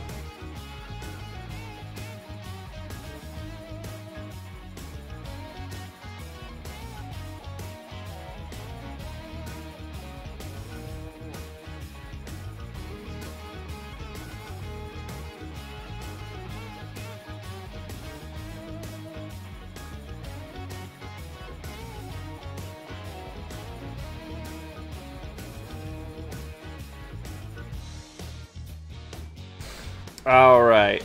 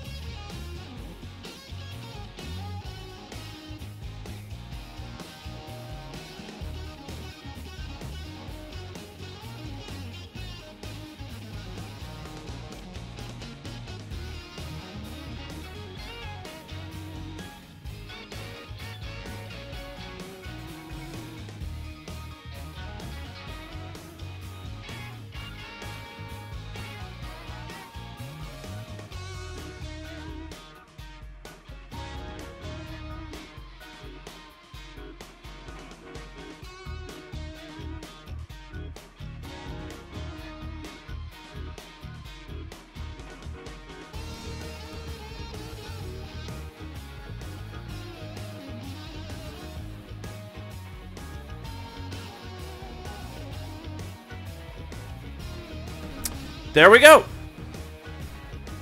Tweet has been sent out for our final game of the evening.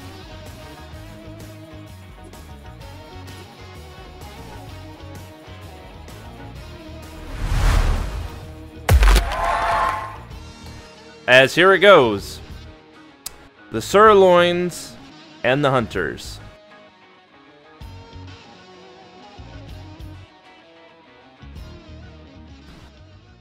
And you know what? Actually, I am going to go ahead and I'm going to start this game. And I have to actually refill my water bottle. So you can start this game without me, right, Jimbo? You know what to do. You're good, right? Yep. Okay. Yeah, I'm okay. All right. Then I will be back in a moment. As we are live at the Bengata Bowl. And we're back, everybody, live here at the Bengata Bowl with game number 2, matchup number 3 on the evening, but again between the Hunters and the Sirloins. I am Jim. Rod will be with us momentarily as I don't remember how he starts these things up, but we'll continue anyways. As Steffi Hardy is pitching for the Hunters here. As remember, they opted to go full bullpen for their first game. Let's see if that helps or hurts them here in matchup number 2 between these two teams. Of course, the Hunters, if they win today, if they win this matchup here, as Bernie Burns gets it over to first for the first out, and instead throws it wildly out to the stands, as that goes from a single or a first out to an error, leading to a runner in scoring position. Cat Stanza is stepping to the plate here with the runner in scoring position. A steal attempt is on, and the ball is Bernie Burns having a rough time here today, unable to handle that throw from Jack Patillo, as now the runner is just 90 feet away on third base. With no outs, a sac fly, a hit in any direction will bring that runner home. As the Hunters have been shaken a little bit here in the top of the first inning. As that is out number 1. That is not where you want to hit that ball. Sarah Williams snags it out of the air for the first out as Hammer Longbalo still looking for his first home run of the postseason. And that is thankfully a foul ball here. That is strike number 2. You got to make contact here, big guy, if you're going to give your team the lead. That is high enough, deep enough to get the run across, but is it a home run? It is! And just like that, as I mentioned it, Hammer Longbalo hits the ball 436 feet for his first home run of the postseason. Just like that, the Sirloins have themselves a 2-0 lead, much like the Hunters did in the first matchup between these two teams today. They led 2-0. They lead 2-0 here in the top of the first as Trevor Collins gets in for the second out. A little bit of a little bit of errors on the defense, and some bad throws led to the Sirloins suddenly having a 2-0 lead. As Michael Jones can't scoop it up as it gets to Matt Bragg out in left field. That is another single. If the Hunters are looking to stop all momentum and get things back in their favor, they need to get Damian Rush out here. Oh, the throw over to first is not in time as the runner was taking a few steps away, as that is strike number 1 here.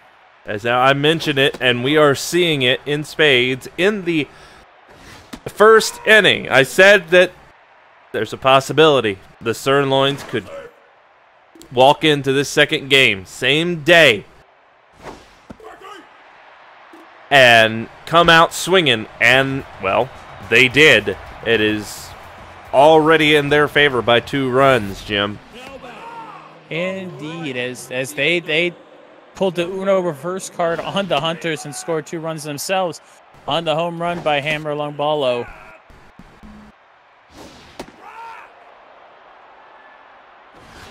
And whoa, got a little close to Trevor there.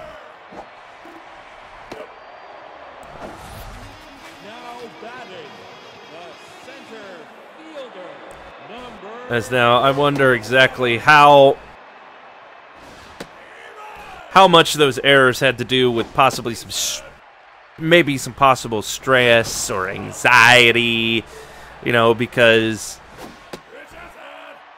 obviously if the Hunters can do something, can possibly make a comeback of some sort.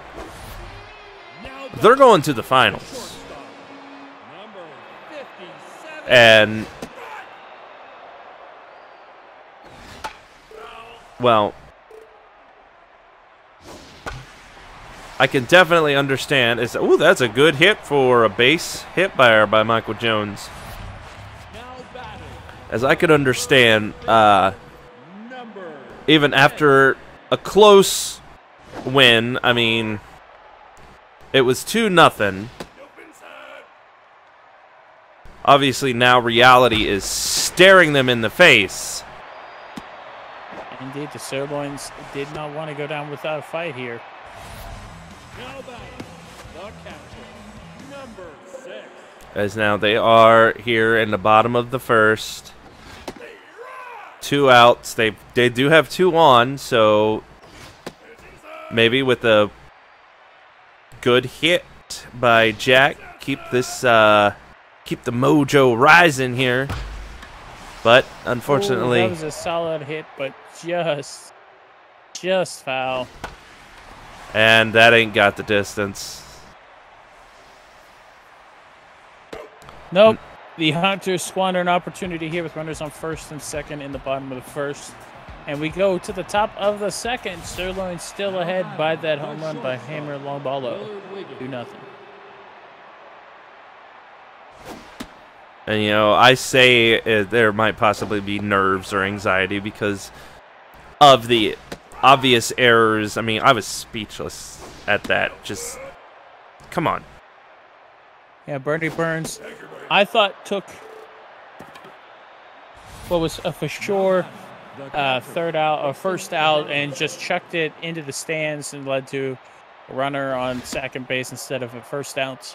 And then, of course, Jack Patillo not able to get off a good enough throw over to third, and it bounced in front of Bernie, wasn't able to tag the runner. And instead, they had a runner at third with no outs. Yeah, let's hope for the Hunters' sake, those are the only mistakes they make here in this game. And there we go, out number 1. Now batting, the pitcher, Keo Niomi.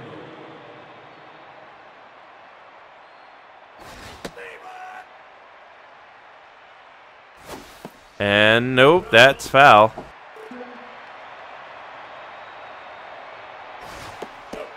Oh, it popped up. Got caught by Jack there, the catcher. Lloyd Cook.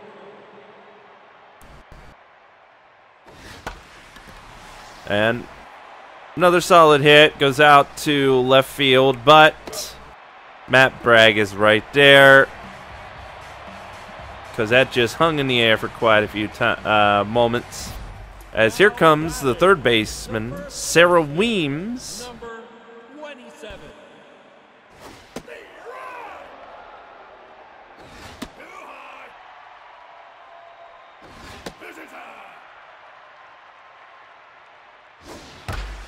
And, oh! There we go, the Hunters! Sarah Weems, 365 feet out there in the right field. Now back, the second baseman, number 28. Bringing in a run for the Hunters. That's exactly what they needed to show the Sirloins that they will not go down quietly. And that's a walk. Lindsey Jones gonna saunter on over to first. The left fielder, number 25.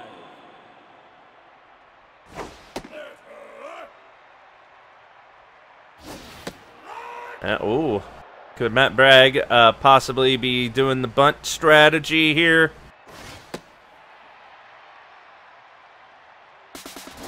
As, oh, Lindsey hightailing it. Gets to second.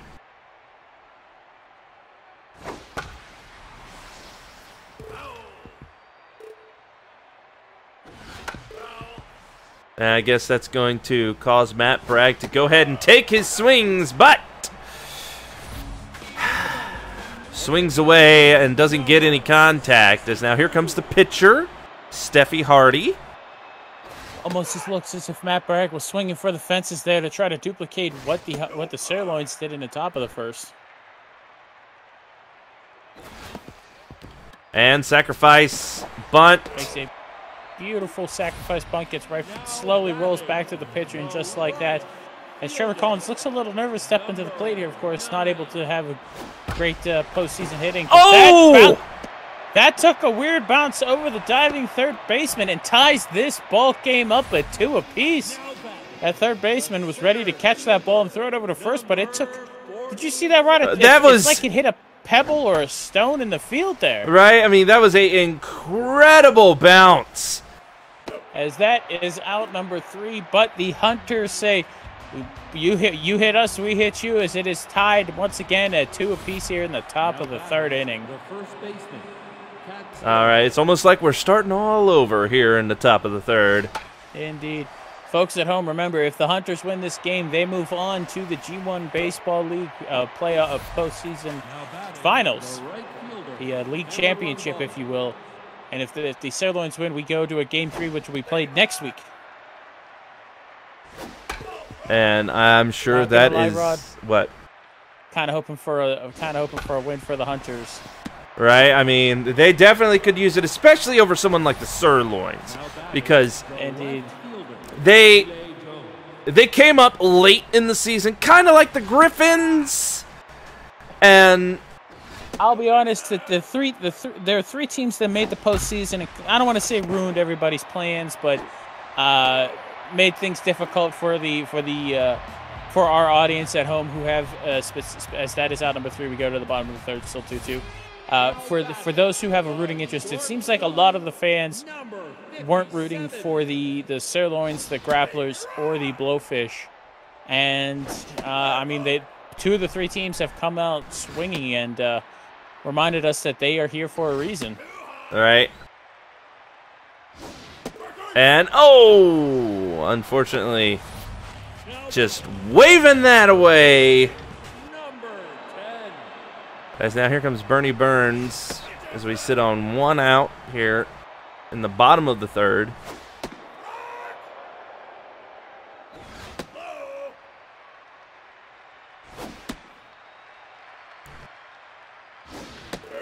And going north, going south, but Bernie not falling for any of those. And Jack Patillo stepping up to the plate here. Of course, Jack Patillo averaging 1 hit for every 3 at bats here in the postseason, looking to get a hit across here.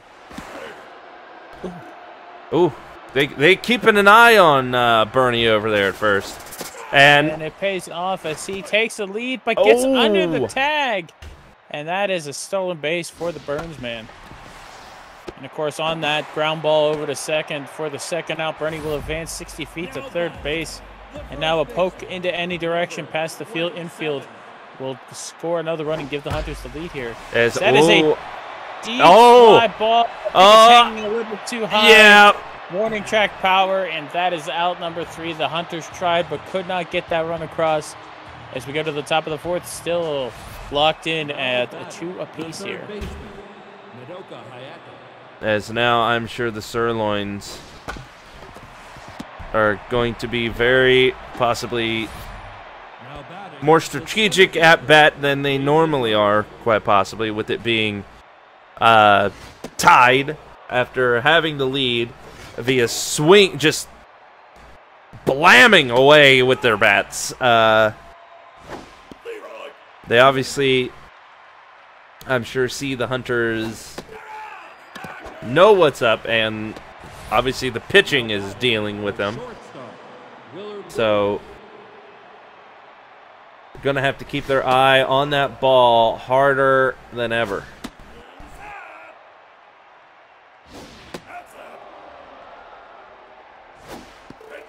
And, oh, just like that, we got a walk. Now batting, the catcher, Preston Adonimus.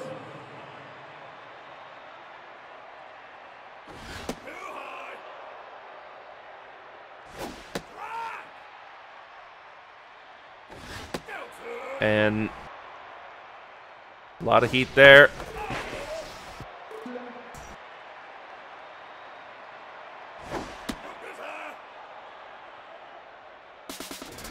And we got a strikeout for out number 3. And up first at bat, we got Lindsey Jones. Let's see if they can get the Hunters going around those bases like they need to be. Because, I mean, last time it was Lindsey that started that trend. So, well, maybe they can do it again. Get some more runs in around the bases. But no! Instead, they strike out, leading to Matt Bragg stepping to the plate here in the bottom of the 4th inning. That is a weak ground ball to second base, out number 2. Now batting, the pitcher, number 62.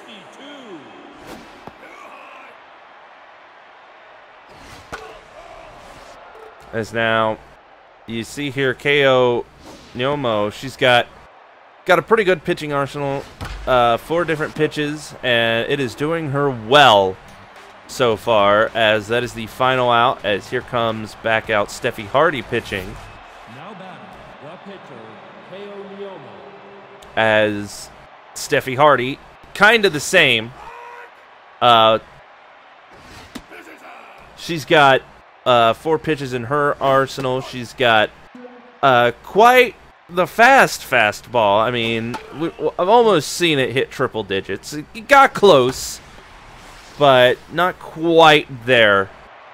And of course, she's got a very dangerous changeup, which is always good to have. Now batting, the second baseman, Lloyd. But 1 on now for the Sirloins.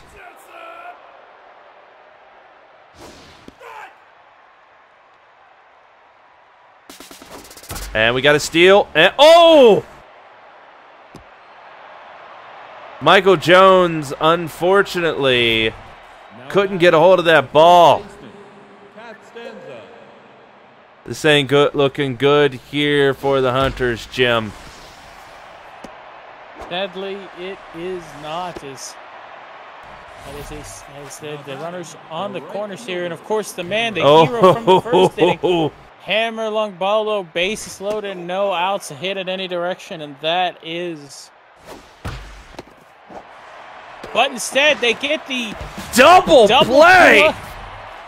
They get the first to home, back to first for the double play, and it's a reverse. It's like they almost hit the Uno reverse card there. Is that is reversal of fortune for the Sirloins?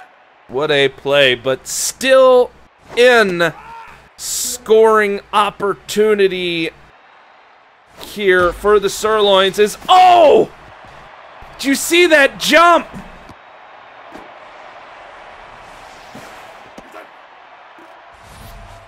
Unfortunately, Lindsey Jones could not jump any higher than she jumped at that ball. And, oh, I think Steffi Hardy might be a little bit upset. Got a little close with that pitch there, as now the Sirloins are up 4-2. Indeed, if you're the Hunters, this is not what you wanted to see. You wanted to come out and win today, but of course we are halfway through this game, and the Sirloins at the halfway mark lead 4-2 here, Rod. Whew. All right, now the Hunters, they're going to have their work cut out for them. They're going to have to try and score twice. Okay, in some way, shape, or form. But that is not deep enough. No, but because the Hunters, they got those runs in, would you say, very narrowly in a lot of aspects as you've seen of this game so far. Indeed. The shortstop, number 57. As now the Hunters already at 2 outs. That's a grounder caught by Cook. And that is it for the 5th inning. As we saw in the first game, the Hunters are swinging at everything, but not able to make complete contact with the ball. As the Sirloins come to bat here in the top of the 6th, up by 2, looking to add to that.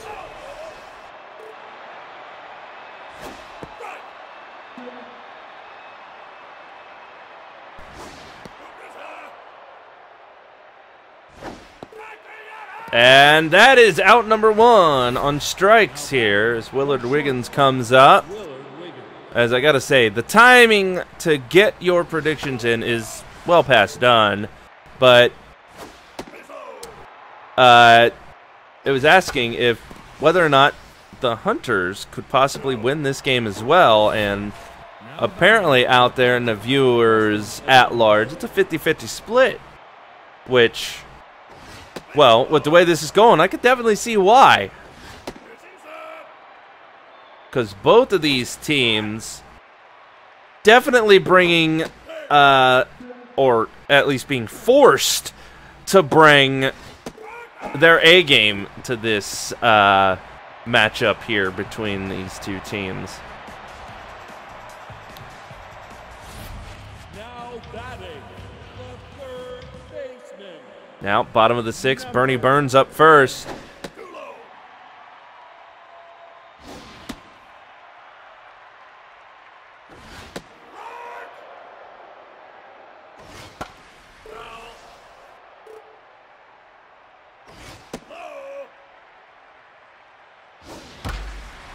And that's a solid hit.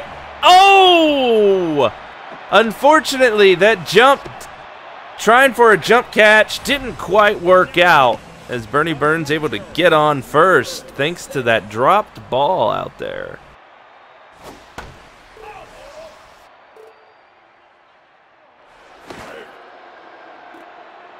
And again, they're keeping their eye on Bernie Burns because he has almost a need to steal those bases, as that is a hit, but it's not going nowhere as Bernie returns to first. As now we are at 1 out, as here comes Sarah Weems, third baseman. 27.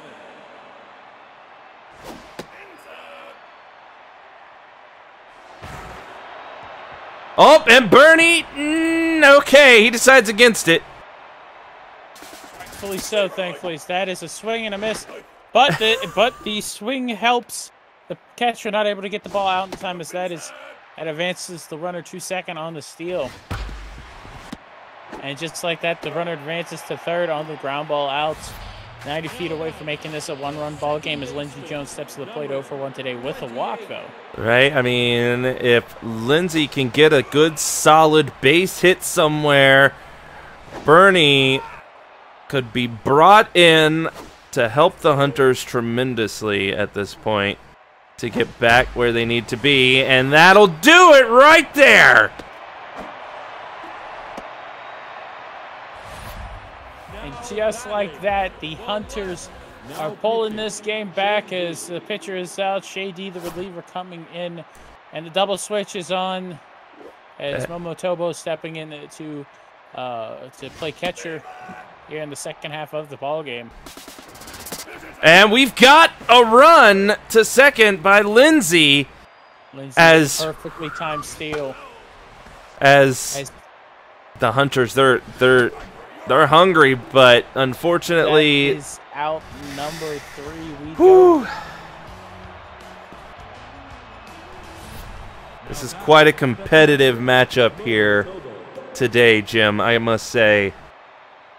Definitely like a 180-degree switcheroonie from the first game they had is Oh!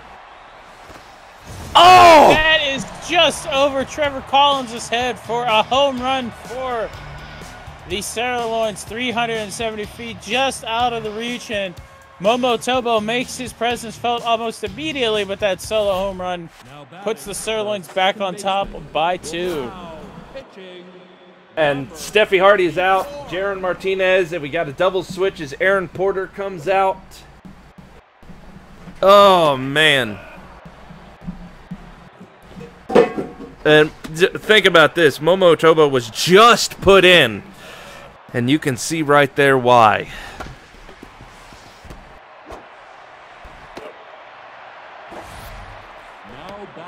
So that home run will bring the Sirloins lead up by 2 once again. Indeed, here in the top of the 7th inning, chances running thin for the Hunters, who were looking to close out this series in 2 games, but of course... way this is going, I don't think it's going to happen, but... Nope, hey. They're all lit up. Let's see what aspires, and that is a walk. So runner slowly jaunts to first base. His hammer along Ballo. Seeing what Momo Tobo did, looking to duplicate that success here, and of course, the success of his first run home run.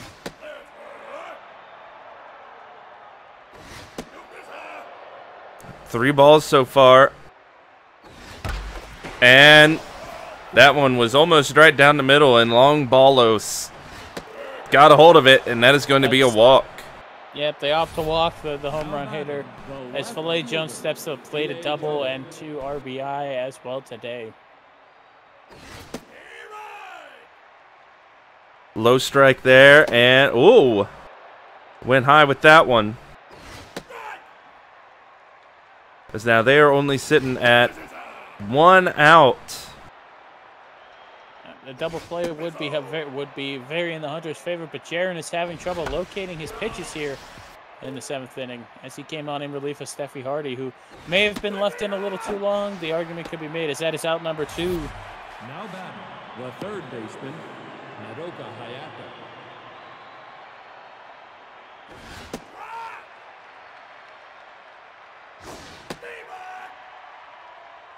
2 strikes, and there, that'll do it.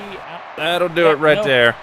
Yep, the scoring stopped, but the home run counts as it is now a 5-3 ball game with Aaron Porter getting his first at-bats of the postseason. Or of today's game, at least. That is it is a high hit ball. May have hit one of the drones, but it is caught by Tobo as that is out number 1. Left fielder, number 9. Now here comes Trevor Collins. Porter unsuccessful. Let's see what Trevor has got up the sleeve here. See if he can find the right pitch and swing just the right way to get things going here. Oh, that's a walk. That'll do. That'll work. The center fielder, number 47.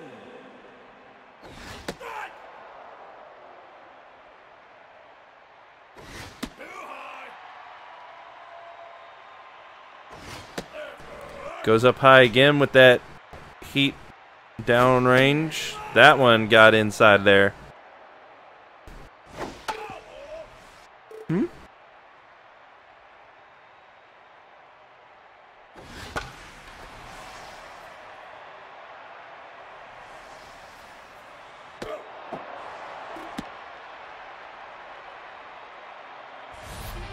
Now batting, the shortstop, number 57.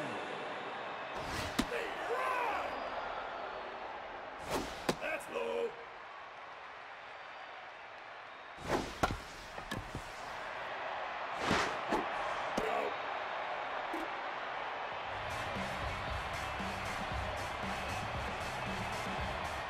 As we go to the top of the 8th inning, still 5-3 in favor of the Sirloins.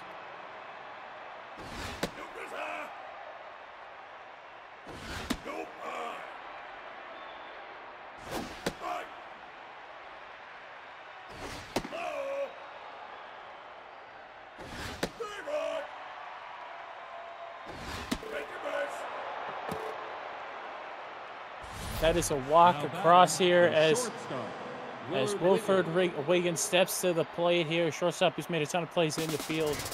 As the steal attempt is on, but unfortunately Jack unable to make the play as he dropped the ball coming in from Jaron, as Jaron is still having trouble locating his pitches here. Throws it back to second in hopes of getting the runner out. Unfortunately, unable to do that.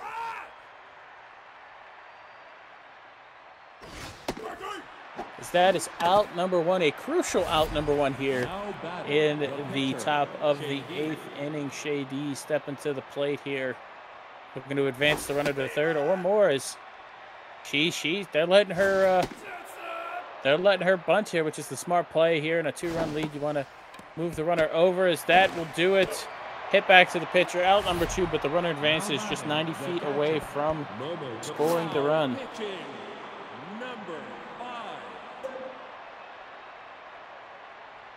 As now Jeff Ramsey coming in to shut things down, and he does just that on the ground ball. That is out number 3, and we go to the bottom of the 8th inning. The score being still 5-3. Now back, the third baseman, number 10. Open side.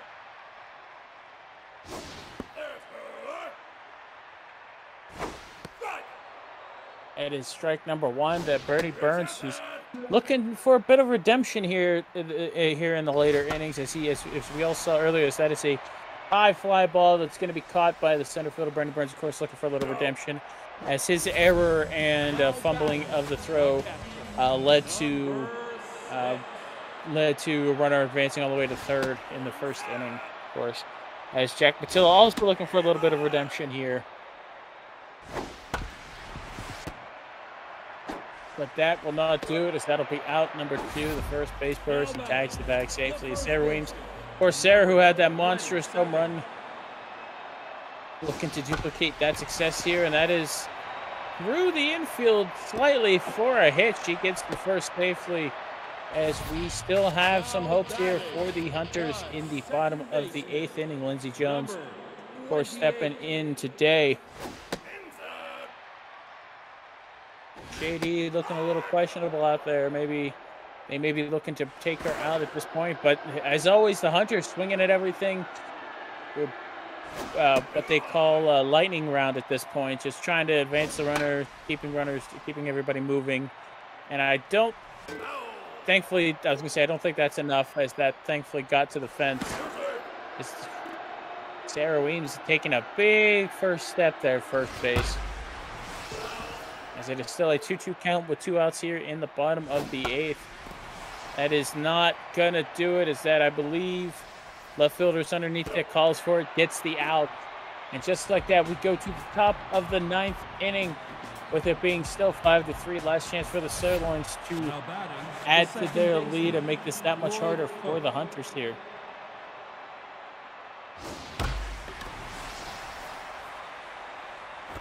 That is a deep fly ball and a solo home run here in the top of the 9th. The Sirloins want to win this game and head back to their stadium here, as that is the Cook's first home run of the postseason, 369 feet, perfectly dividable by 3. And just like that, the Sirloins now lead 6-0. You have to feel for it if you are the Hunters here, as that is another hit just past the outstretched glove of Bernie Burns at third, and that is a hit. His hammer-long Paulo licking his lips, looking for another chance to take a ball deep here in the top of the 9th, and that is hit high, but nowhere near close enough, as Lindsey Jones gets underneath it to make the first out here. Filet Jones stepping to the play, 1 for 4 today with a double.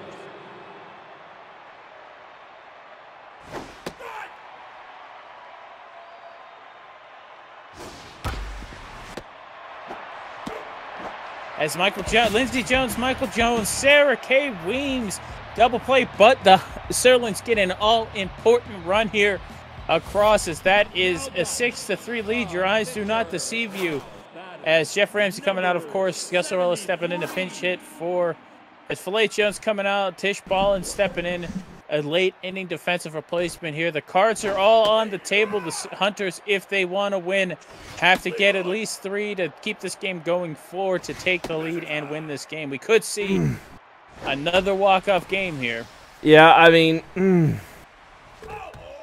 I'm sorry. Thank goodness you're here, because I'm having a hard time talking with everything. I mean, oh, that's a tough dive right there. Just missing the mark for that catch. Gus looping it in there for a hit and getting them started off on the right foot here in the bottom of the 9th inning.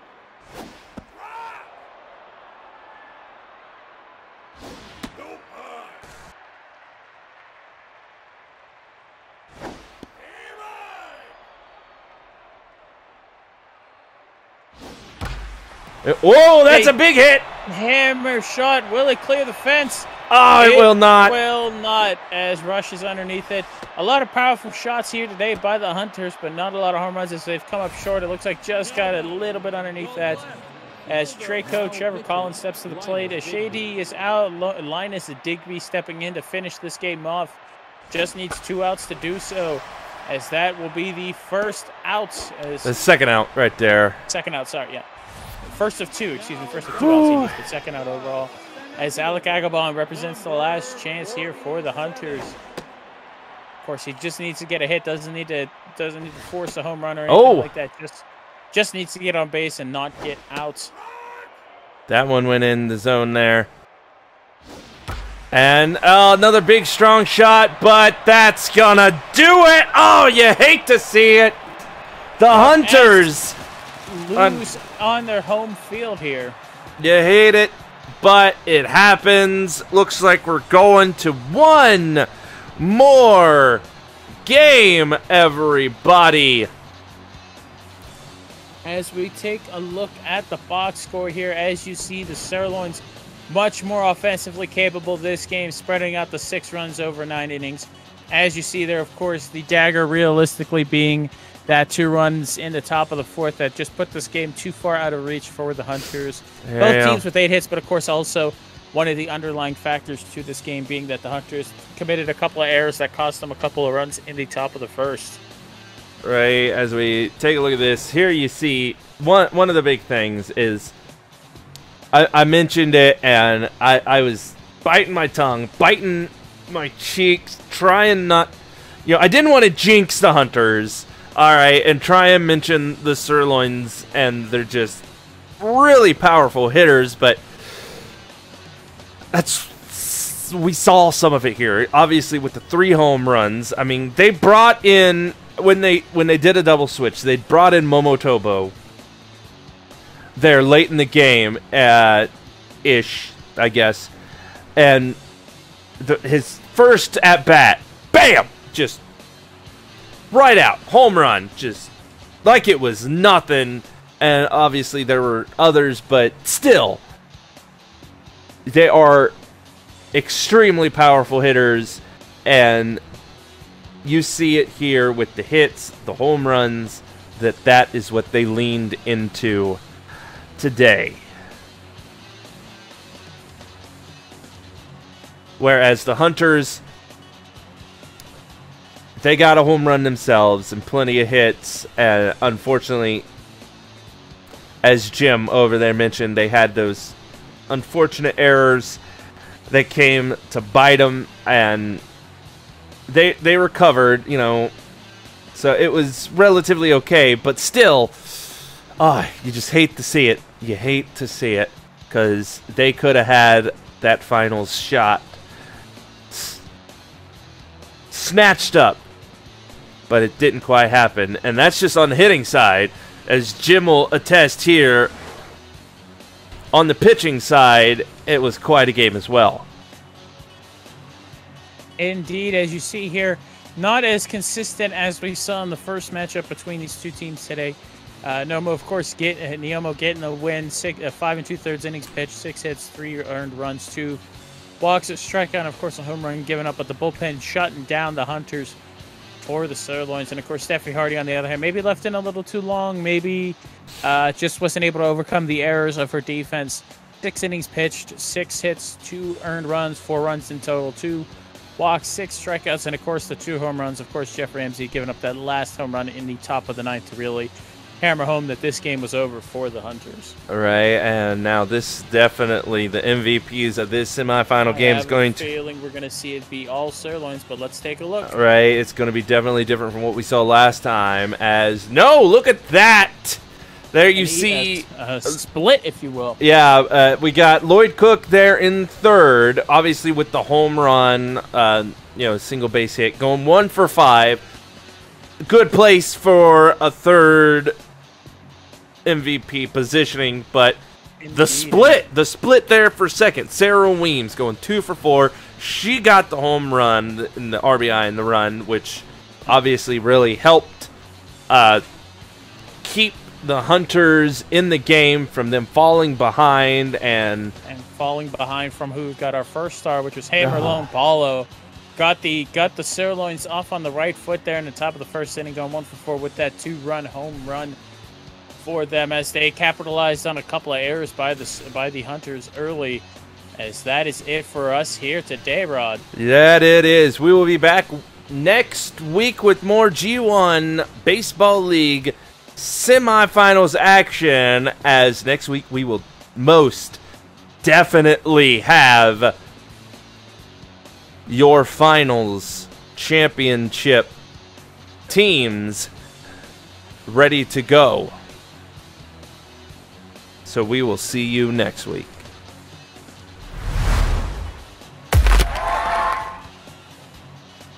All right, there you have it. That is it. That is week number 1 of the G1 Baseball League semifinals, everybody. All right, and now and yes, Hydro, we are doing football tomorrow, but next week, actually, you guys are doing football tomorrow. I'm just gonna sit there in silence. Yeah, next week we could possibly only have 2 games, or the Flamingos and the Blowfish could be pulling a double.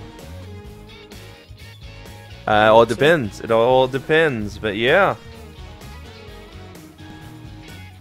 Oh, what a good night.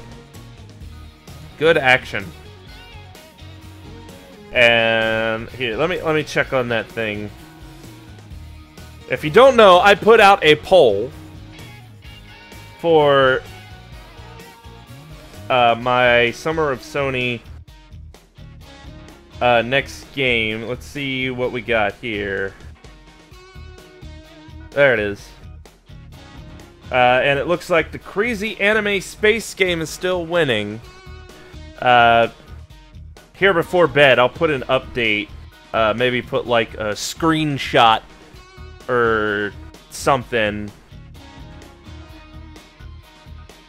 for what each game is or something, to maybe see if I can get some more votes, because a lot of people apparently want to see me play a crazy anime space game. It is currently 71 to 29. So, when you label it as such. Well, yeah, because I want to play both. All right, I really do. That's why I was like, I don't know. Do I want to play this one or this one? They're both anime inspired, because this is all. But the selections are thanks to Woody, by the way. It's all Woody's fault, because he was like, "No, I want to pick. I want to pick. Let me pick."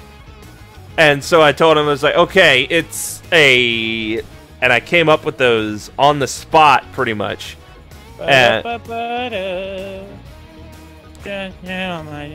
Sorry. And of course, he was being a butthead at the time, and he's like, Iggy Wrecking Balls," and so yeah, that's what brought those on. But yeah, if you haven't voted, vote or send it a retweet or some such, that type of stuff.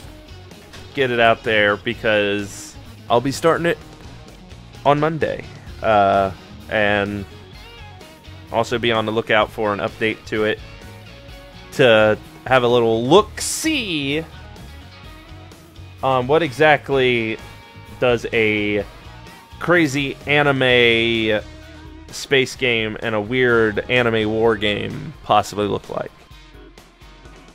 Spoiler alert, it's gonna look very anime-like.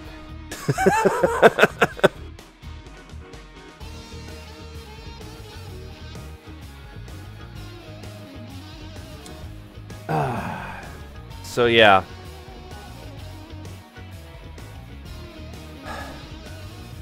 We also got another week to wait for the thing, unfortunately. Because once we know who's in the finals, the thing is going up. It's going up. About whether or not Jimbo and I will be partaking in the finals.